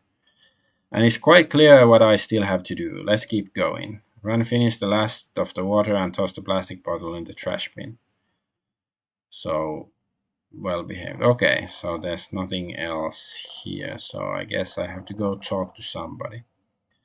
Can't find where the light switch is at. Okay.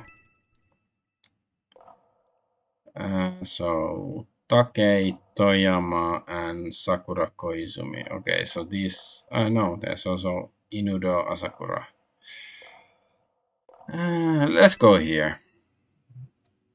Ran knocked on the door to Miho and Aya's room. Coming! Aya chalked the door and opened it. Oh, rare guest, not quest. Is it Ibuki-san? Miho had come to the door as well. Aya took the opportunity to lean backwards into her, conveniently resting her head against Miho's chest. Cut it out. Ibuki-san, is there something the matter? No, I'm just looking around. After all, a murder could take place at any moment. I've got to make early preparations.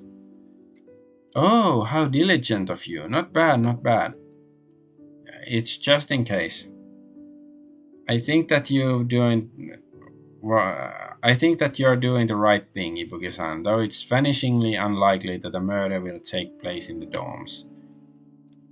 I suppose that's true. After all, everyone knows where everyone else is supposed to be, and it's too easy for us to run into each other. Miho nodded, and her hands resting lightly on Aya's shoulders. Right now, everyone's either using the showers or sitting around in their rooms.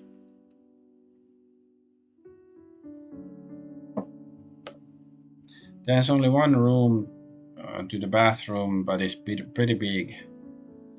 When we wash up, we tend to pair ourselves off by our dorm rooms. Speaking of which, don't you forget to take a bath because after all, you got drenched today. Yeah, I'll go in a bit. I won't disturb you two any further. Bye. Bye bye. It's about time. Let's go find Yorona and get ready to shower. Okay, good. Let's have a shower scene. Ran soaked in the water and raised her hands into a lazy stretch. The bathroom's a bit rustic, but it's still quite nice to have a soak in. And there's traces of some kind of fragrance too. Uh, ooh, probably Sakura's group used some kind of fragrant additive or something. I know Miho likes to use that kind of thing. Yeah, some rose thing, I think they said. You could show a bit more. Oh, she has 10 lines. Okay, nice attention to detail. What is this? A vacation getaway? Actually, we got some in our room too. I've just never bothered with it.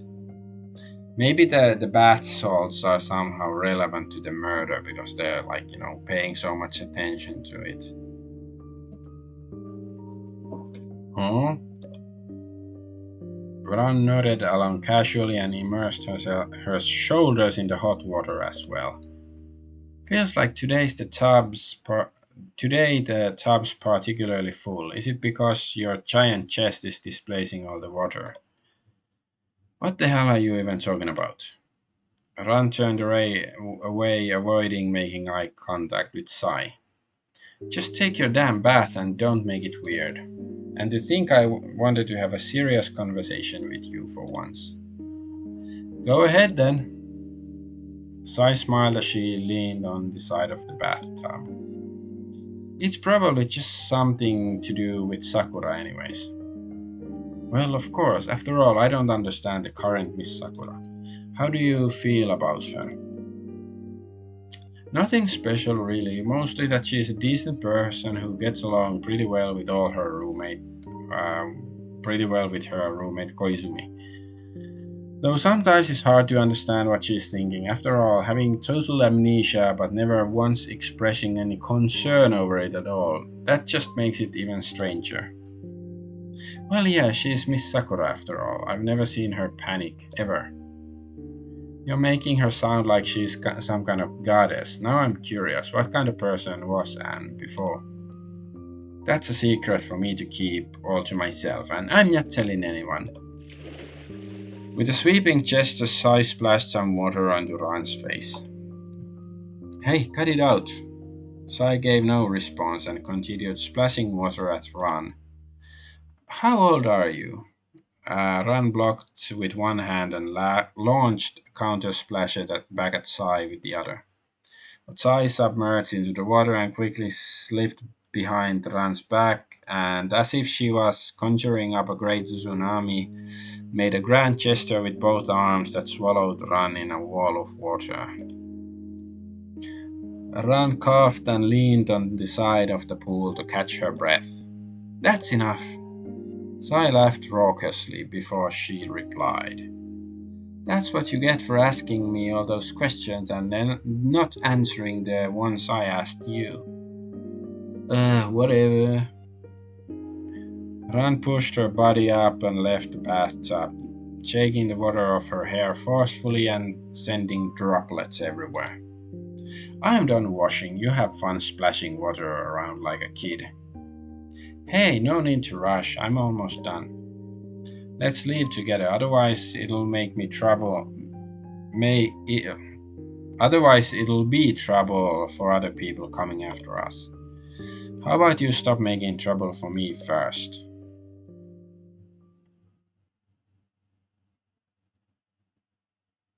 Ran Ibuki slept well. The hot bath she'd taken and Anne's ministrations on her had both been quite effective. But there was a certain something outside of the room that had come to disturb her hard won rest. An eldritch presence continuously grew, a nameless chaos that was slowly writhing in the hallways at the very moment. Nice, it's gonna be Azathoth, right? Yeah, yeah, Azathoth Fatagan. Permeating through ran Ibuki's brain with its own will. I opened her eyes. Permeating through ran Ibuki's brain with my own will. I opened her eyes. Who is this I now? I had foregone awakening for so long, it caused my vision to blur. I laid on the bed and flexed a finger and experimentally pulled her legs in. Is she like possessed by the eldritch entity or demon or something? No problem. Run Ikubi? No problems.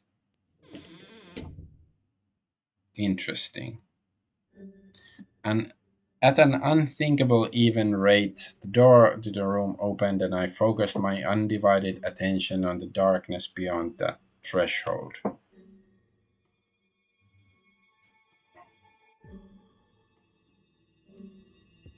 A pale white form had appeared in the ink black corridors from out of nothing. I wasn't able to perceive just how it approached the gate. I couldn't help but clutch the headboard of the bed with my hands, wary of the being's next moves. It was massive in size. Its progressive gait was like that of a growing plant. From the darkness, it penetrated into the room, advancing bit by bit. Soon its low, quiet mutterings and gibberings seemed to become a mist that enveloped the whole room. Listening carefully to those quiet whisperings, I finally heard its origin clearly. It was the sound of celestial bodies, the sound of stars being born and destroyed in an instant, the cacophony of the universe's endless expansion, and the sound of its weeping. I sat up on the side of the bed and looked towards it. The fierce desire and joy it emanated was like the hard, throbbing joy I felt when I first met Ran Ibuki. Facing the beloved child of the mother of humanity, we can only be inescapably pulled in. It dragged its body into the room. Its sculpted thorax hunched and stared at me. Ugh, who are you? This query is one that I should be asking you, but you have already illuminated my more critical bewilderment. Okay, this is getting even weirder. I like it. Because I was thinking, is it really a horror game? So far, it's more like a mystery, but now it's getting more to the horror department. Its voice appeared within my consciousness in a language which I could understand.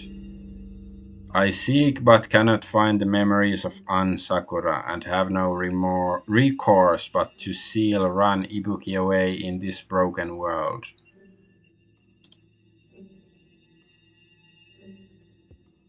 Its speech was seemingly bent on to some bizarre rhythm. The phrasings it used were invariably twisted. An organ like a distended eyeball, which apparently served as the being's head, turned to face me. It glimmered with specks of inorganic light. Its heaving back ran nearly paralleled with the ceiling, and the conglomerate of spherical masses that made up its lower half clung tightly to the ground. Two long dangling arms, dense with muscle, drooped powerlessly to the floor. I looked towards the other upper bunk. Sayoruna showed no signs of waking up anytime soon. Perhaps she couldn't perceive these sounds, or perhaps it wasn't allowing Sayoruna to awaken. What do you intend to do with Ran Ibuki? To do to Ran Ibuki? I'm just like Ikubi Ibuki. So yeah, it's only slight alteration to the name. We are kindred. Okay. From the perspective of the mother of humanity, we are indeed kindred. But I know not from whence you originate. In terms of fundamental nature, we may be quite dissimilar. If, in the eyes of the mother, you and I are alike, then you must surely understand my thoughts and motives. I see. Your kind are always like this. Ran Ibuki merely wants to be together with Ansakura. Why do you persistently hinder her in this? This is no hindrance. You crave the mother's beloved child. In this you are like us. From that statement, it was obvious that it was this being which had brought Ran Ibuki here, and it had no intention to let Ran leave. Okay. No matter what your intent is, trapping Ran Ibuki here and forcing her to remain by your side is nothing but a waste of effort. She has to help you of her own will for it to mean anything. This place is the heaven that belongs to her. I hope for her eternal companionship. Suddenly it tilted its body forward, its featureless head closed in towards me once more. I understand the laws, thus none may forcibly claim her. I have also left for her a path to depart from here. Originally, I believed that the closest one to her was you, the one who most could lay claim to her was you, but in fact, you are counted as the most distant from her. Only if she slumbers, or if her brain ceases consciousness, or if her soul and physical body are separated, can you quietly manifest in the world. Huh. Its voice wasn't particularly emotionally charged. Perhaps it wasn't even attempting to provoke me, but just expressing what it considered to be a simple fact. At least I've always been by Rani Bugi's side. I will protect her, and since you've constructed this stage, you shouldn't disrupt the rules yourself. Stay away from Ran and let her make the decision herself. I will only protect her and ensure that when she makes her decision that nobody can stop her. It seemed to have nothing more to say. It began retreating in a way that looked as if it was just rewinding the process through which it sprouted into this room. A film played in reverse. Bit by bit, it was sucked into the darkness outside the room's door, its featureless head staring at me the entire time. Or rather, should I say, toward Ran Ibuki's body. After it was swallowed by the darkness, the door to the room closed by itself without a single sound. I went back to bed, hugging my shoulders tightly. I took a deep breath and hungrily buried myself in the sensations of physical contact with Ran Ibuki. I needed it badly. I'm I'm just wondering, like, who is this I? Is this actually um, Anne Sakura's personality? Is like the alter ego of Ran Ibuki or something, and that's why the Ran Ibuki's body remembers nothing because her soul or personality is in another body. I, I don't know. Good night, Ran Ibuki. I closed her eyes and returned her body to her. But yeah, there's like many layers of weird going on. I appreciate that. Ran opened her eyes. Gentle sunlight illuminated the whole dormitory, but she immediately shut her eyes again, rejecting the comforting light. Here it is again. My eyes hurt so much. Ran closed her eyes shut, squeezing a few tears out of their corners, and tried to raise her right hand. I can't raise it. Fine then. She relaxed completely, focusing only on keeping her thoughts active. Whenever I took command of her body after she fell asleep, Rana always woke afterwards with sore eyes and delayed nervous reaction speeds. This usually lasted around 10 or so minutes. Might as well think about what I'm going to do today since I'm recuperating. The murder has yet to take place, and the class president said that the last time was a particularly quick case. Probably their usual pace is much slower. Not only will there be all kinds of personal matters getting in the way, but they'll probably also need to spend some time figuring out a method and then wait for the right opportunity. I'm gonna save since I don't know. It felt like a boss battle encountering the eldritch entity, so I'm gonna save. And until they do, they'll have to go through uh, to go about their normal lives at the school. I guess I'll go to the classroom and see what their lessons are like after this. If it's Miss Sakura lecturing today, I'd love if she punished me by making me stand in the corner. Yeah, she's really a masochist. After that, once lunch is over, I can go check out the tunnel. The situation yesterday was rather unique, and I didn't have the chance to investigate it in detail. I'll take a good look today and estimate whether it's at all feasible to dig through the collapsed tunnel by hand. Or, you'd think they at least have shovels or something at the school. That might help. Or, pickaxe something. Well, I don't know if schools usually have pickaxes. It's not the school of Minecrafting, except people are getting Minecrafted, but that's a separate issue. Maybe there's something in the tool closet I checked out last night that could help me with the excavation. Haha, I feel smart now. And after that, Ran rolled over. She felt that she would be able to fully recover soon.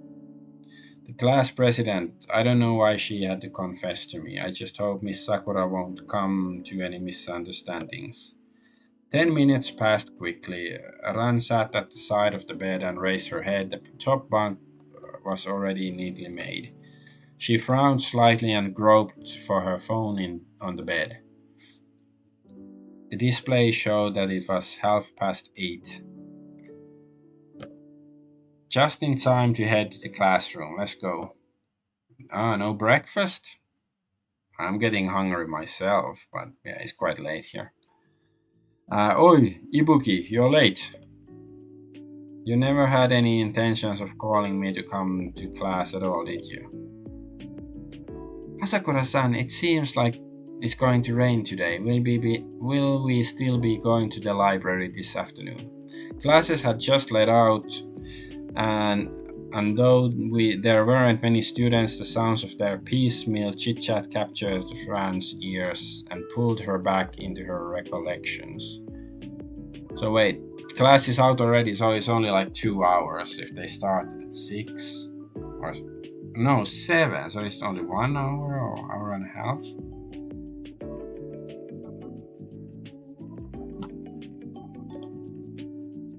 Like, I know they don't have many classes, but is it really like 1 hour or something?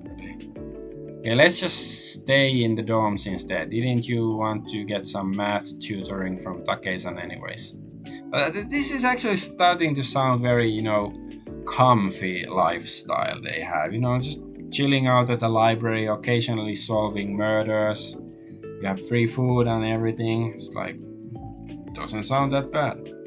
In the classroom of her memory, the sound of the end of class bell had been like a signal gun, letting the students know that it was time to charge past the starting line of discipline and rush out together, hand in hand, down the racetrack named Laughter.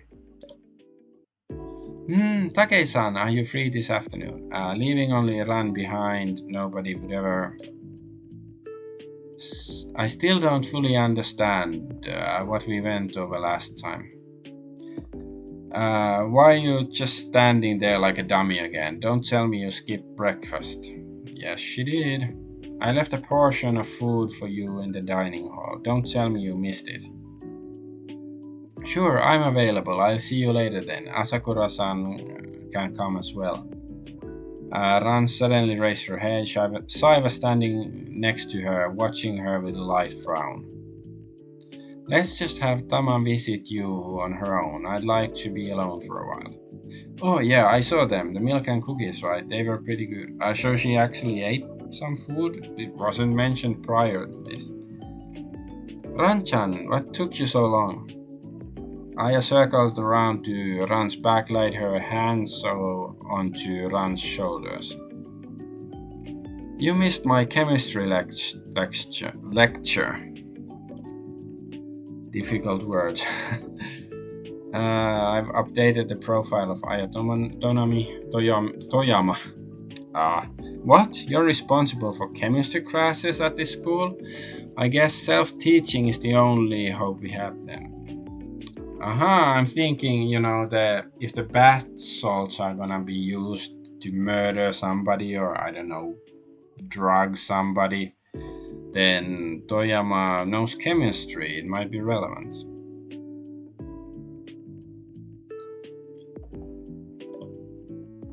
Rude. Can you believe how rude that was of her?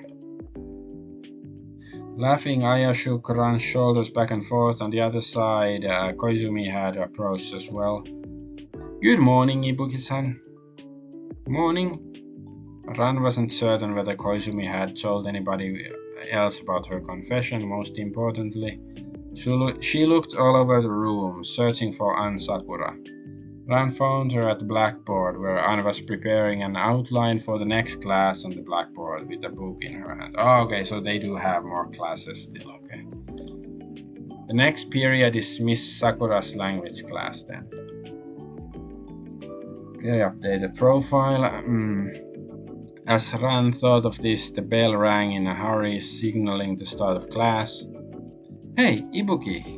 You don't have any textbooks on hand, do you? Come on, push a desk over, we'll share. Ran nodded and took a seat next to Sai. Teaching the language class suits Miss Sakura quite well, though I'm sure she could teach any subject well. I can't believe I get to see Miss Sakura as a school teacher. That's Miss Sakura for you. She hides countless possibilities. Thinking about Miss Sakura, Ran couldn't help but start to giggle. Ibuki, what the hell? Gross. Oh, nothing. Yeah, she's a creepoid. 45 minutes passed in the blink of an eye, and only when bell rang again at the end of the class did Ran come back to her senses. It's over?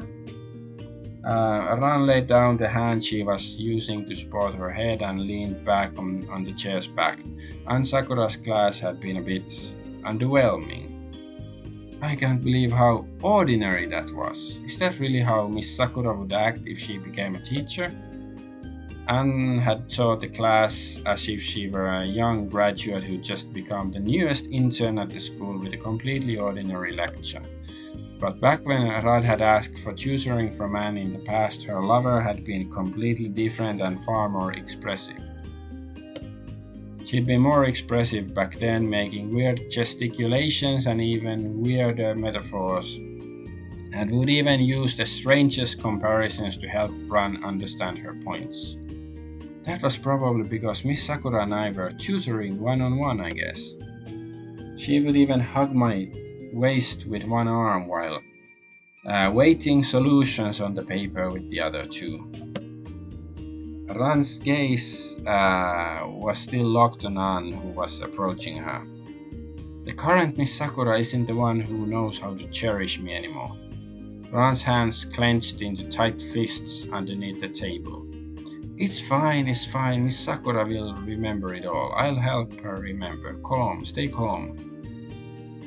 How was my lesson, Ran? Were you able to take it all in? I was mostly staring at you. I didn't really pay attention to the content of the lecture. Holy shit! You need to get a room, I swear. You're almost on Asakura's level. I was only speaking the truth. I don't see any reason to be embarrassed about that. Anne smiled awkwardly, looking a bit lonely. Well, next time I give a lecture, you better listen attentively, or else I'll make you stand in the corner. Ah, that was her wish. Okay, now that sounded a bit like her old self. Though I probably don't need to attend the class after this. As far as their classes go, there's nothing special about them besides how they have students serve as teachers. I probably can't get any more useful clues from here. After that, the next few periods are both Hinata's math classes. Ugh. Okay, update the profile of Koizumi. The class president's math class. Hearing Koizumi's name come out of Anne's mouth, Ran panicked for a moment and parroted Anne's words back at her. What does Miss Sakura mean by this? Has the class president told her about it? Miss Sakura about to interrogate me about it now. By then, Koizumi had already wiped off the remains of Anne's lecture on the blackboard and begun writing math formulas there instead. Ran's eyes couldn't help but drift towards her. Koizumi held the textbook with her left hand as the stick of chalk in her right hand danced swiftly across the blackboard. From time to time, she stood on tiptoes to reach the top of the board. Apparently, she'd finished transcribing the page she was on because Koizumi gave her right hand's middle finger a quick lick before she used it to tip the next page. Huh? Oh, she's using her index and thumb to hold the chalk. Koizumi realized that Ran was looking at her and startled a little before she quickly hid her right hand behind herself. I was like, well, doesn't make sense, I startled. Then she gave Ran an awkward smile and continued her writing on the blackboard. Something's going on with Hinata? Nothing, it was just that I thought that she and Take looked the most suitable to be school teachers, so please don't come to any misunderstandings, Miss Sakura. The only person that I like is you. I couldn't possibly have any feelings for anybody else. Yeah, she's really a creepoid. Well, I mean, actually, I'd love it if you paid other people a bit more attention. Your life can't be completely dependent just on me, can it? Those words caused Ran's eyes to involuntarily widen. Shaking her head, she raised a hand to shield her face and spoke with a dark voice from behind it.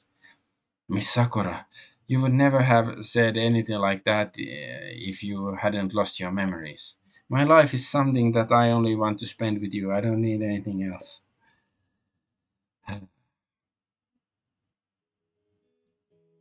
What do you plan on doing this afternoon, Ibuki-san? Ran chewed slowly on a mouthful of conch, thinking about how she'd like to answer. Ugh, why is the class president asking again? Miss Sakura's right next to me. Let's just fend her off quickly. Ran swallowed the savory conch before she answered. I'm going to check the tunnel. Really? Then I'll come along too. Koizumi laid her chopsticks down and pressed the fingers of her hands together. We can go around 3 in the afternoon. I can prepare some tea and snacks. Is that really necessary? It's not that far away. I think it's a splendid idea. Koizumi's pastries are always quite delicious. An opportunity. Then would you like to come as well, Miss Sakura? Oh no, Koizumi invited you, not me. I shouldn't intrude. Let you two enjoy yourselves. It's fine if Ibuki-san wants to go with Sakura-san. I can prepare the biscuits and pastries for the two of you to take instead. That would be wonderful. Yes, let's do that. Run. Anne turned and stared at Ran, and the feeling of being watched by Anne was enough to fill Ran's heart with pleasure. It's back, the feeling of the old Miss Sakura shining through again.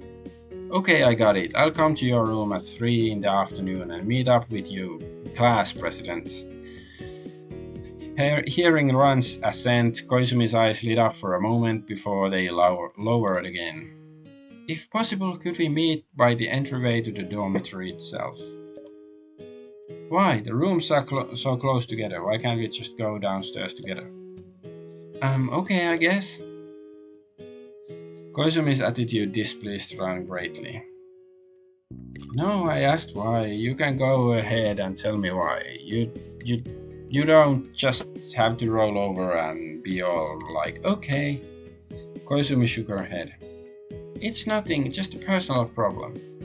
Well, if she says it that way, then I guess I just have to accommodate her, huh?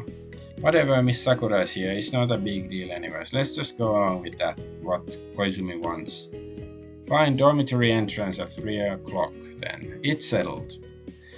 Ran's quick change in attitude cheered Koizumi greatly, and she gave a wide smile. Okay, thank you, Ibuki-san. I got interrupted last time by her confession. This time, let's ask her a bit more about Miss Sakura.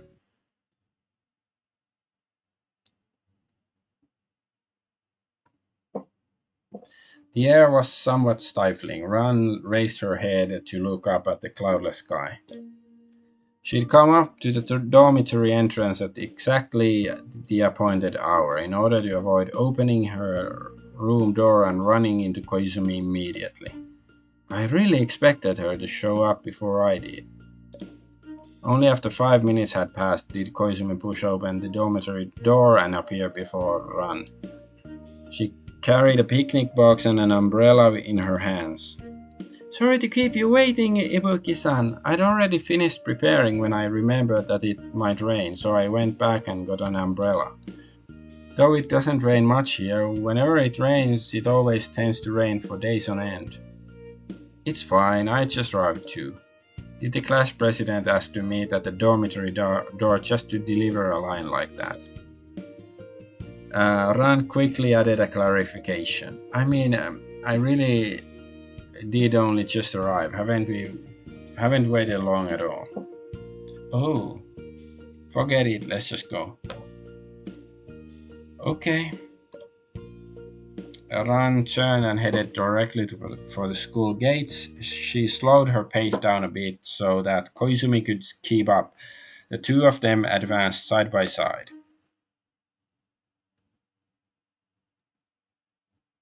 Ooh, creepy tunnel, I like it.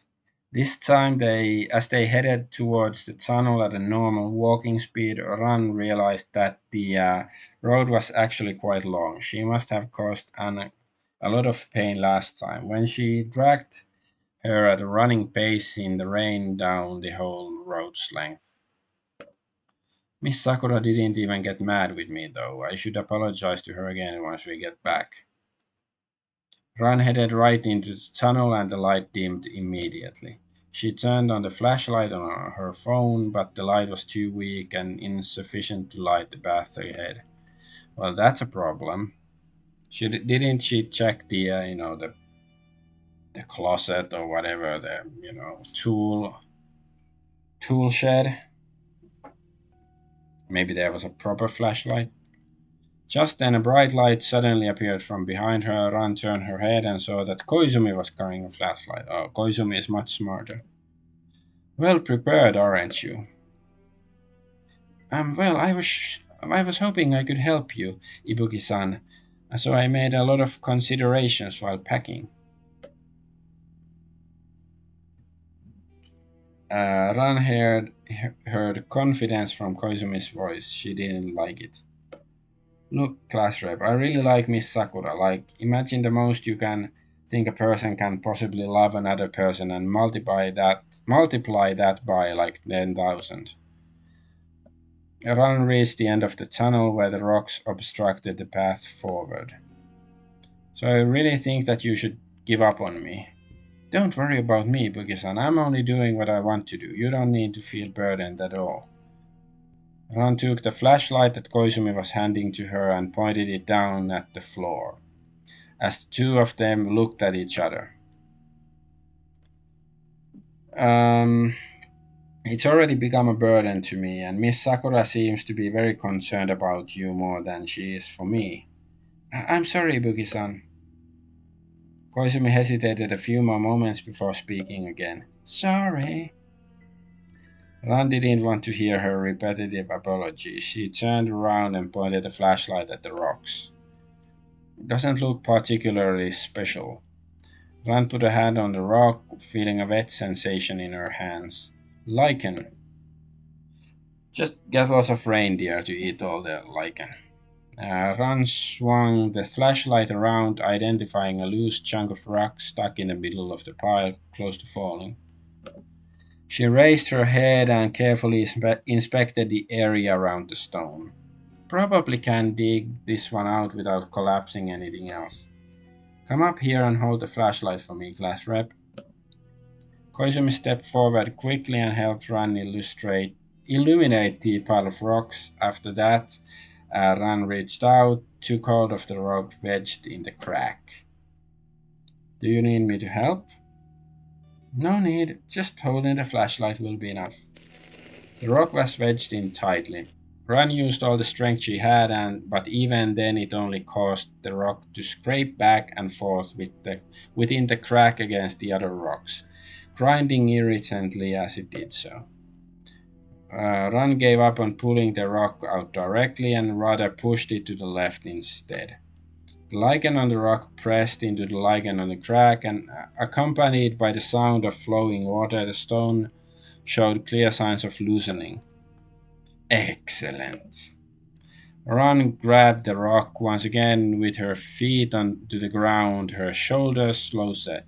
She gave it a pull with both hands, and with a series of cracks, the rock came free from the stubborn crevice. The momentum of it caused Ran to stumble several steps backward, still holding the stone. Seeing it, Koizumi quickly stepped up and caught Ran. Ibuki-san! Oh, I'm okay. Managed to get it out. Ran's hands trembled slightly as she carried the boulder. Flashlight, shine a light down that crack, will ya? Koizumi nodded, pointed the light towards the scene of Ran's struggles for the past few minutes. Behind the crack there were even more layers of broken stone, no different from the rest. Ran, taking deep breaths, headed out of the tunnel. Koizumi immediately followed, helping to illuminate the path for her. When they reached the exit of the tunnel, Ran stopped and tossed a rock out of the tunnel. The rock landed on the ground and rocked back and forth a bit from momentum before falling still. It hasn't transferred even after leaving the tunnel. Ran stepped out of the tunnel and took a look under the light of the sun at the bits of wet lichen still stuck in her hands. And the lichen was real too. It hasn't vanished just because it was removed from the tunnel. A few raindrops landed in Ran's palm. Ran looked up at the rain clouds gathering over them in the sky before returning her thoughts to the tunnel. So the problem isn't with the tunnel itself. Perhaps the school and the nearby food accessible area are both considered one unitary whole. Let's go over the anomalies again. Firstly, nobody is concerned about clearly being unable to leave here. Some kind of cognitive hazard.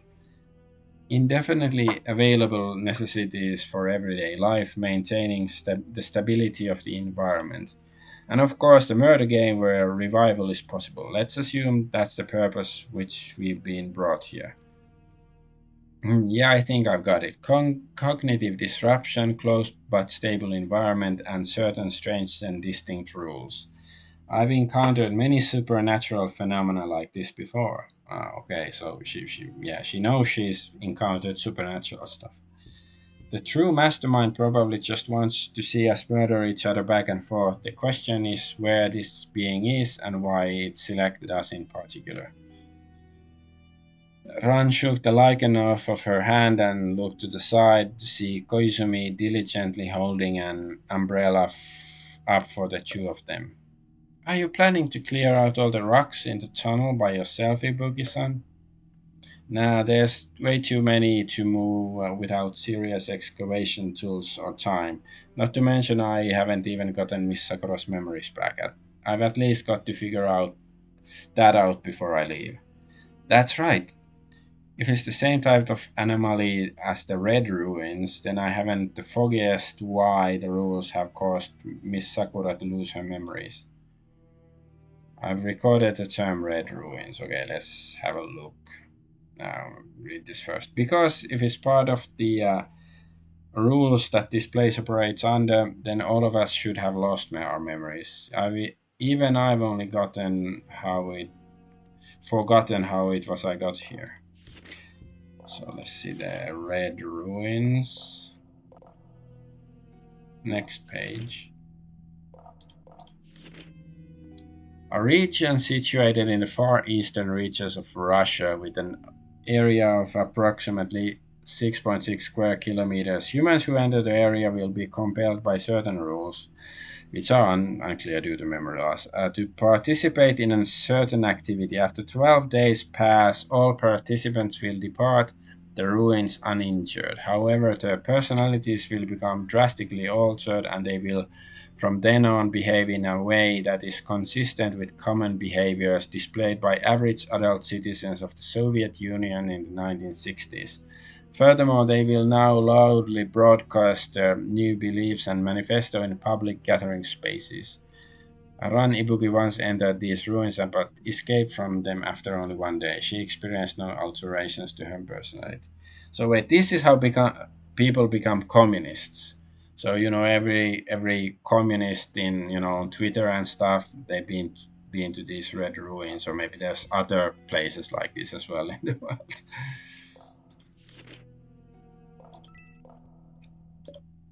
There's still a different path here, though, so let's keep going and see where it leads.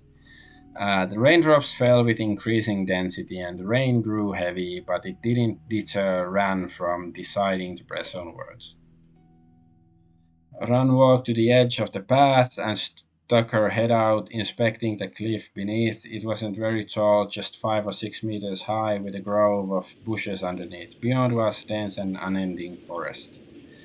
Even if in the worst case scenario, if I slipped and fell, I probably wouldn't sustain any injuries as long as I slid down the incline. Let's keep going. Ran stepped onto the path, which was only wide enough for one person at a time. She pressed her left hand to the side of the mountain and slowly crept forward. Ah, Ibuki! Koizumi seemed afraid that she'd scared Ran if she shouted too loudly, so she closed her mouth and followed behind Ran. The rain grew heavier and heavier. Ran couldn't help but constantly blink her eyes. She felt like with every step she took, the road in front of her became thinner and thinner. This is far enough for now. There was a sharp left turn in the path ahead where the tunnel turned the other way. It was very difficult to push through this bend in the storm, so Ran decided to turn back. She turned around and to discover Koizumi was still following her. Class rep? What are you doing following me up here? I was worried. Are you an idiot? This road's only wide enough for one person. Now that you're in the way, how are we supposed to get back? I'm sorry, I'll turn around immediately. Wait, I'm sorry, I shouldn't have yelled at you. Don't rush yourself. Make sure you turn around slowly and carefully. I'm not angry with you. Oh, okay. Koizumi nodded as she took hold of a protruding rock. Extending her right foot behind her, she slowly began the difficult process of turning herself around. alternating which hand she was using to hold onto the rock as she turned.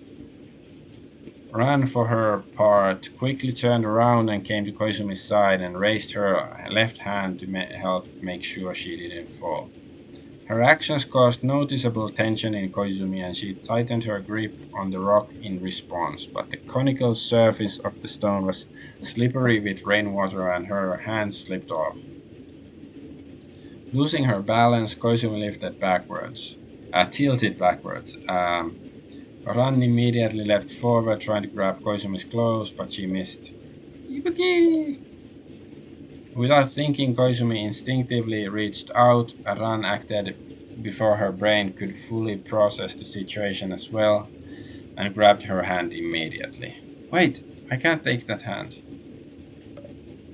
The moment that thought appeared to her, Ran was dragged off the cliff herself along with Koizumi. Ooh, are they gonna die? Ran got up from the ground, dusted off her clothes off a bit, and looked up. Above was the path two of them had just fallen from. Good thing it wasn't too high. Can't believe we actually fell down. I'm sorry, Ibuki-san. Koizumi was sitting on the ground crying terribly. She wiped her face ceaselessly as the rain and tears together turned her eyes red. The picnic box and the now badly bent umbrella had landed near her left leg. Her pants had been torn in the fall, and her scraped thigh was exposed in the air. Ibuki-san, I'm sorry. What do we do?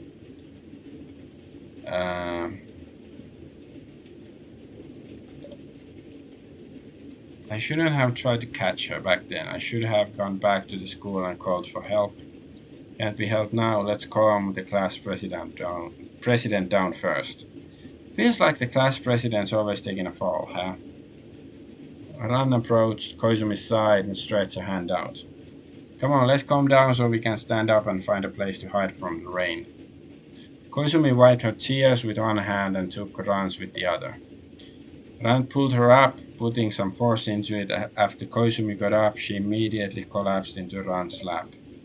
What's wrong? Can't stand up straight? Yeah, nobody can stand up straight because everybody seems to be a lesbian in this school. Koizumi shook her head, smiling wryly through the rain. I'm fine. You don't need to worry. Looks like she's got a sprain. In that case, we probably shouldn't move about too much. Let's go hide from the rain under the tree, and then we can call for help from our classmates. Ran supported Koizumi to the side of the tree and had her lean against it to rest, while she retrieved the picnic box and umbrella.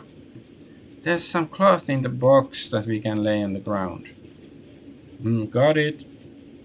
Ran laid the picnic cloth flat on the ground. The leaves and branches above the two of them shielded them from the wind and the rain, creating a little shelter for them. It's a shame that the umbrella's broken, otherwise we could have mounted it in the branches to help block the rain. Let's sit down and rest a bit, class president. Okay, I'm sorry. Koizumi sat down in the tablecloth, pressing herself close to Ran. She began trying to clean her wet long hair by hand. Did you bring your phone? Yes. Koizumi took her phone out from the pocket of her skirt, but the fall had bent her smartphone into a flip phone. Koizumi started crying again. Come on, it's okay, don't cry, it's not a big problem. Look, we mentioned that we were going to the tunnel back at lunch. In the worst case scenario, they'll notice that we're not back in time for dinner and they'll come back out here to look for us. Miss Sakura's quite clever, you know. I'm sure she won't take long to figure out that we slipped off the side of the path into the rain. Koizumi, still crying, nodded her head. Her mood didn't seem like it particularly improved. Okay, let's try something else.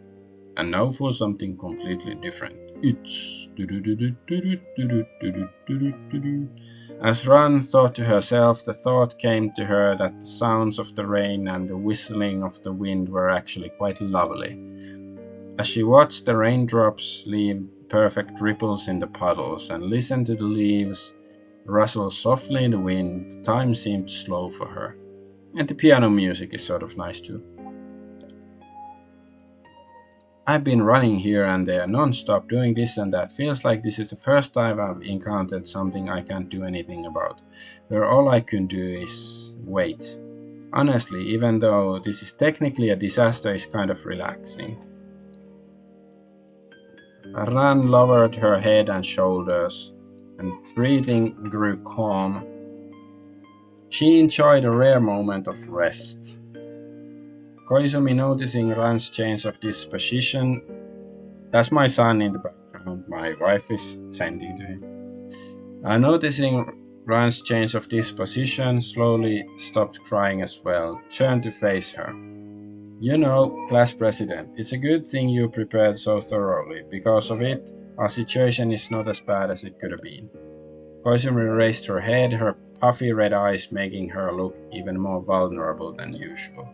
We got a place to hide from the rain and a tablecloth to sit on. There's tea and biscuits in the lunchbox too, right? It's practically a real picnic. Thank you, Ibuki-san. I wish I could be as calm as you. Koizumi was trying her best not to waste Ran's efforts to cheer her up. She did her best to smile and wiped her tears away with her fingers. Well, that's all thanks to Miss Sakura. Really, I was a lot worse before I met her. Before that, I'd probably been crying even harder than you are right now. Really? I can't imagine that, Ibuki-san. Koizumi stopped speaking. Ran supposed she must have suddenly remembered the image of Ran, grabbing Anne from the old shower room and dragging her into running away together. It was probably easy to imagine Ran crying her eyes out with that context. But even though you may have been influenced and changed by Sakura-san, you're still able to make the choices that you yourself want. I'm so jealous of that, really. What's that mean? I don't get it. Ever since I was young, everything in my life was already fully decided by my parents. The elementary school and the middle school I went there were both places where they had connections. What I used on a daily basis, that I did on a daily basis, they dictated pretty much all of it. I never had any chance to decide anything for myself. I don't think usually kids decide their own elementary school or their middle school. I think it's usually the parents or just the education system itself based on where they live or whatever. Same with this high school, really. I didn't want to come here originally, but they still sent me here anyways. So she was actually sent to this school. She didn't just, teleport here. Well, ignoring the class president's feelings for a moment, it's very important that she actually has an understanding of what a normal school ought to be like, and more importantly, that she remembers just how she wound up in this place. The situation has changed a bit again. So I've gotten quite well with everyone. I've already gotten used to having my choices made for me. I feel like you're making a mountain of a molehill here. Plenty of people have their choices made by their parents for them, from their childhood to their adulthood. Ran Ibuki made a concerted effort not to let her own memories of her parents appear in the middle of this conversation. She deliberately pushed them out of her thoughts for a moment. I have Miss Sakura. I only have Miss Sakura. Besides class rep, you surely got the ability to make decisions on your own as well. You choose when to sleep, what to eat, and how much to eat every day, right? Koizumi smiled wryly. Indeed, since I left my parents and came here, I've become capable of deciding all these things on my own. The way Koizumi said that sent a chill down Ran's spine, as if some stray raindrops had finally landed and penetrated through to her back. Though they told me to become a teacher after I graduated, even though I'd much rather become a reporter. Well, teaching seems like it'd suit you. I'm a bit surprised you'd want to become a reporter, actually. I feel like you'd be more suited for a sedentary job. Your parents' plans for you honestly aren't awful. Kozumi hugged her knees, shrinking down into a little ball. But I've been ruled by all these not awful things my whole life. Even though I didn't like them, I could never come up with a good reason to refuse them, so I could never refuse them at all. Why would you need a reason to refuse? Just say you don't wanna. I don't know, but I always feel like I should oblige any request that anyone makes of me. Like becoming the class president, really. Take-san would be much more suitable, but the class selected me for some reason. All I can do is to try my best in the position. After Koizumi finished speaking, Ran found that she wasn't sure how to respond. She wasn't very good at dealing with personal problems like this. If there was a specific issues to resolve, she might have been able to contribute more. The rain fell harder and harder, showing no sign of abating, and eventually there was only the cacophonous sound of downpour between the two of them. Ibuki-san, Koizumi broke the silence first.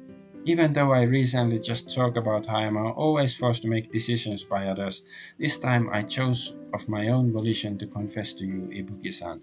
To be this close to you right now, I'm very happy about that. Maybe this will help boost my self-confidence.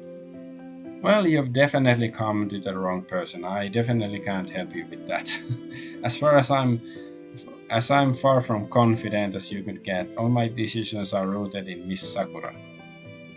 Then, Ibuki-san, can you become the source of my confidence then? Koizumi's feelings for her had far surpassed Ran's expectations. It left her confused about why exactly Koizumi would be so fixated upon her. No way, that's not something I'm capable of. Koizumi nervously clasped her hands tight. I'm sorry, I'm acting like my parents, trying to force you to do something you don't wanna. What, so the class president clearly knows I'm not interested. Why is she still trying then? It's okay, these are totally different things anyways. Right now I'm more worried about when exactly they're going to come save us. I don't want to miss Yoruno's dinner. Then let's drink some tea while we wait. Well, now we are really having a camping experience then. Smiling, Koizumi extracted a thermos from the lunchbox and poured Ron and herself a cup of tea. A cup of joe. No, that's coffee. Alright, I think I've successfully helped the class rep. Relax, time to ask her about Miss Sakura. Right, class rep, when you saw Miss Sakura the first time, what kind of condition was she in? Sakura-san, huh? Koizumi thought as she took out the plastic box holding the biscuits.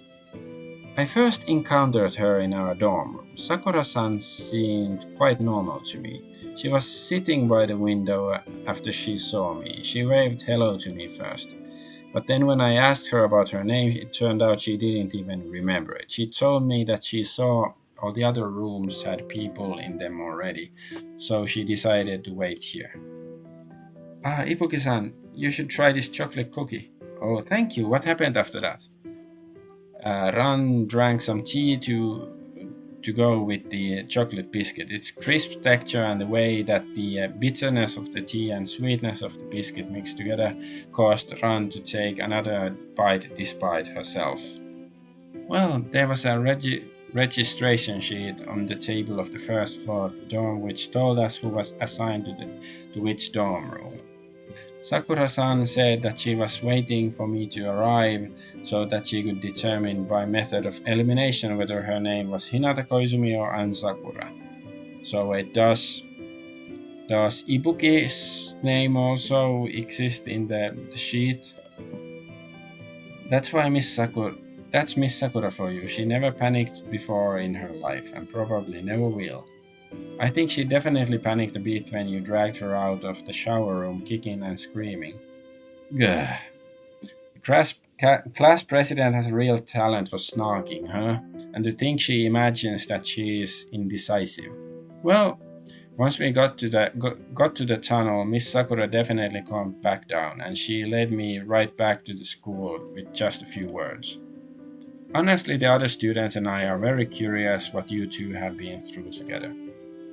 The passion that you express for Sakura-san seems to be quite different from that of a ordinary love. That's right, that's true.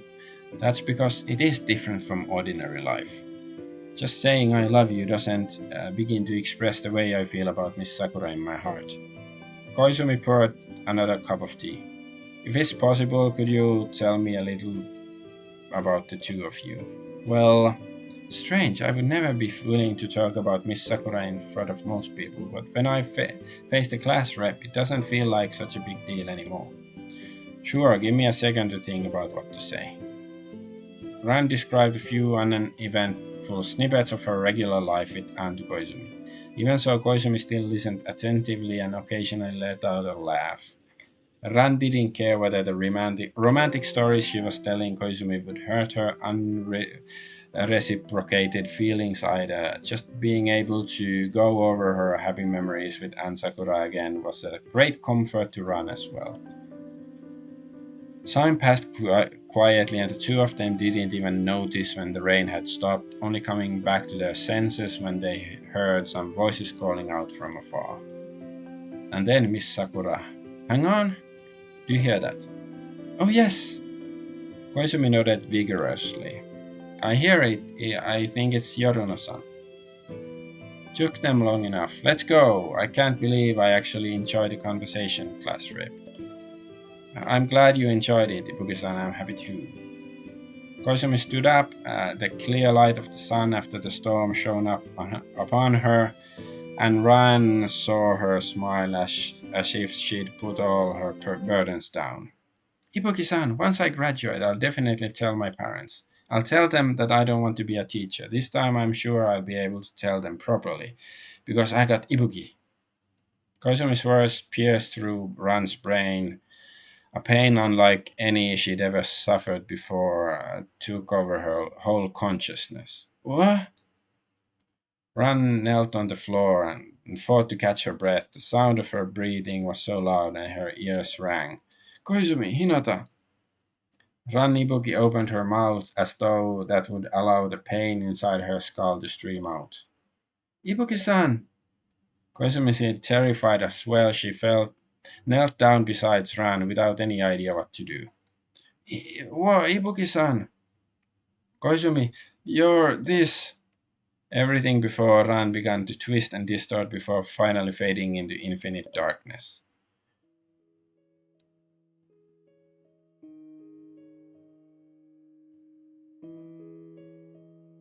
As distant as Ran Ibuki was from other people, she knew full well that the math teacher, Hinata Koizumi, was the kind of person who was accustomed to giving way to desires of others, someone whose first response was always appeasement.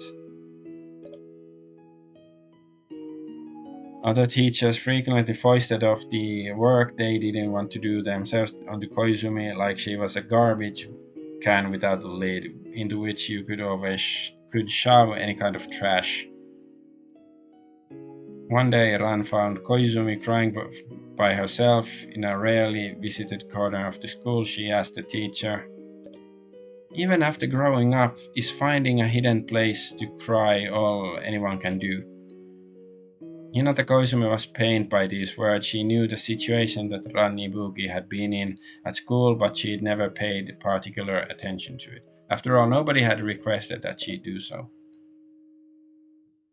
So she started trying to help Ran Ibuki. This was the first time in her life that had been completely decided by her parents, that she'd made what felt to her like a meaningful decision. After that, the two of them often met in a corner of the school to chat about anything and everything. So did they know each other before? Rad had also noticed that this teacher seemed to care greatly about her. Even on its own, such a thing was great aid to Ran.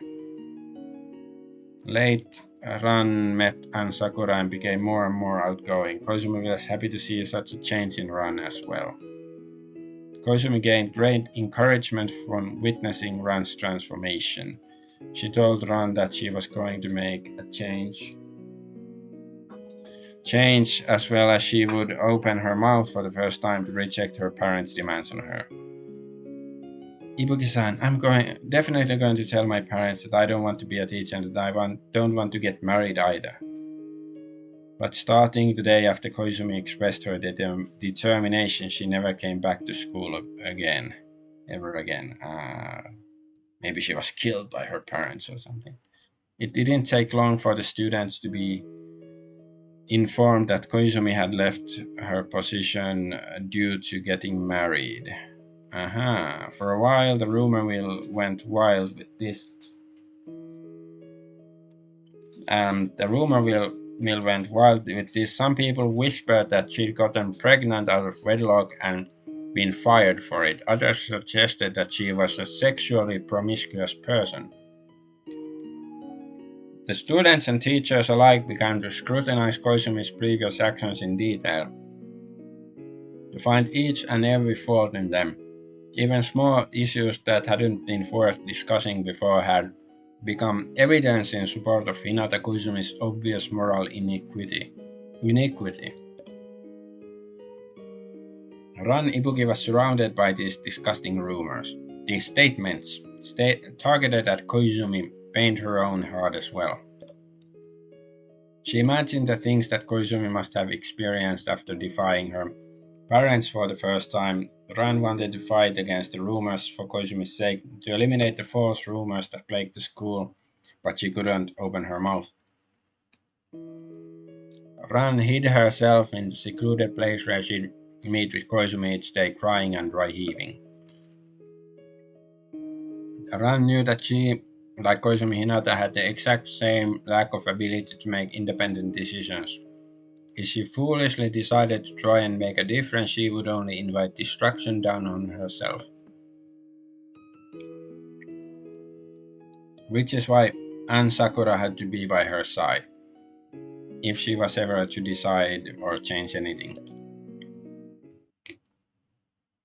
Ran freed herself from the memory. She'd remembered everything about Koizumi now. Ibuki-san? Updated profile of Hinata Koizumi. Koizumi tried to help Ran stand up, but Ran's body seemed to have sunken into the ground. She couldn't move Ran at all. It's fine, Koizumi say. I'm sorry, I'm so sorry. Ibuki-san, what are you saying? I can't hear you clearly. Ran trembled as she looked up at the high school version of Koizumi. So in the end, Koizumi-sensei was still unable to refuse her parents' demand that she become a teacher after graduating from high school, just like how she was forced to get married after coming of age anyways. Oh, I'm fine, Koizumi. Okay.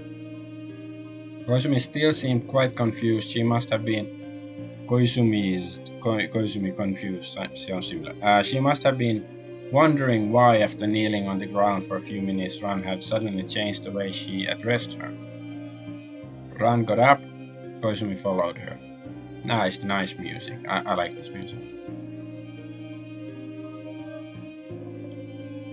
Koizumi-sensei has appeared in her as her high schooler self in this place, and my brain was wiped clean of all memories about her, without any incongruity detected. Ibuki, how'd you fall all the way down here? I sigh your. This memory is engraved so deeply, I'm certain that it actually happened. So I wiped at them from the top of the cliff. I haven't lost my memories, rather someone must have stolen them from me. Ran looked at Sai and didn't answer her. Then, is it the same for the other students as well? Do I have to reclaim my memories of each of them too, one by one? If so, then where are Miss Sakura's memories hidden? In her own head? Ran took a deep breath. She felt like she was approaching the true nature of this school, but it was far from enough. Okay, I guess I will end the stream here. We've made it out of the woods, literally and figuratively. No murder yet or anything, but yeah, I do think the story is getting more interesting and stuff.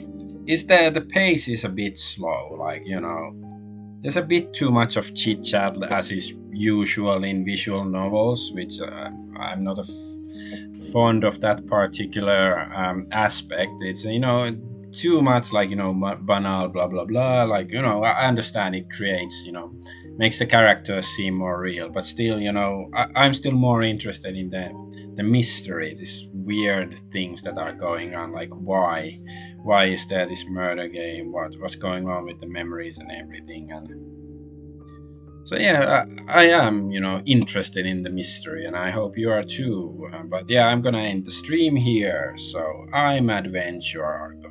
I thank you for watching. Bye bye.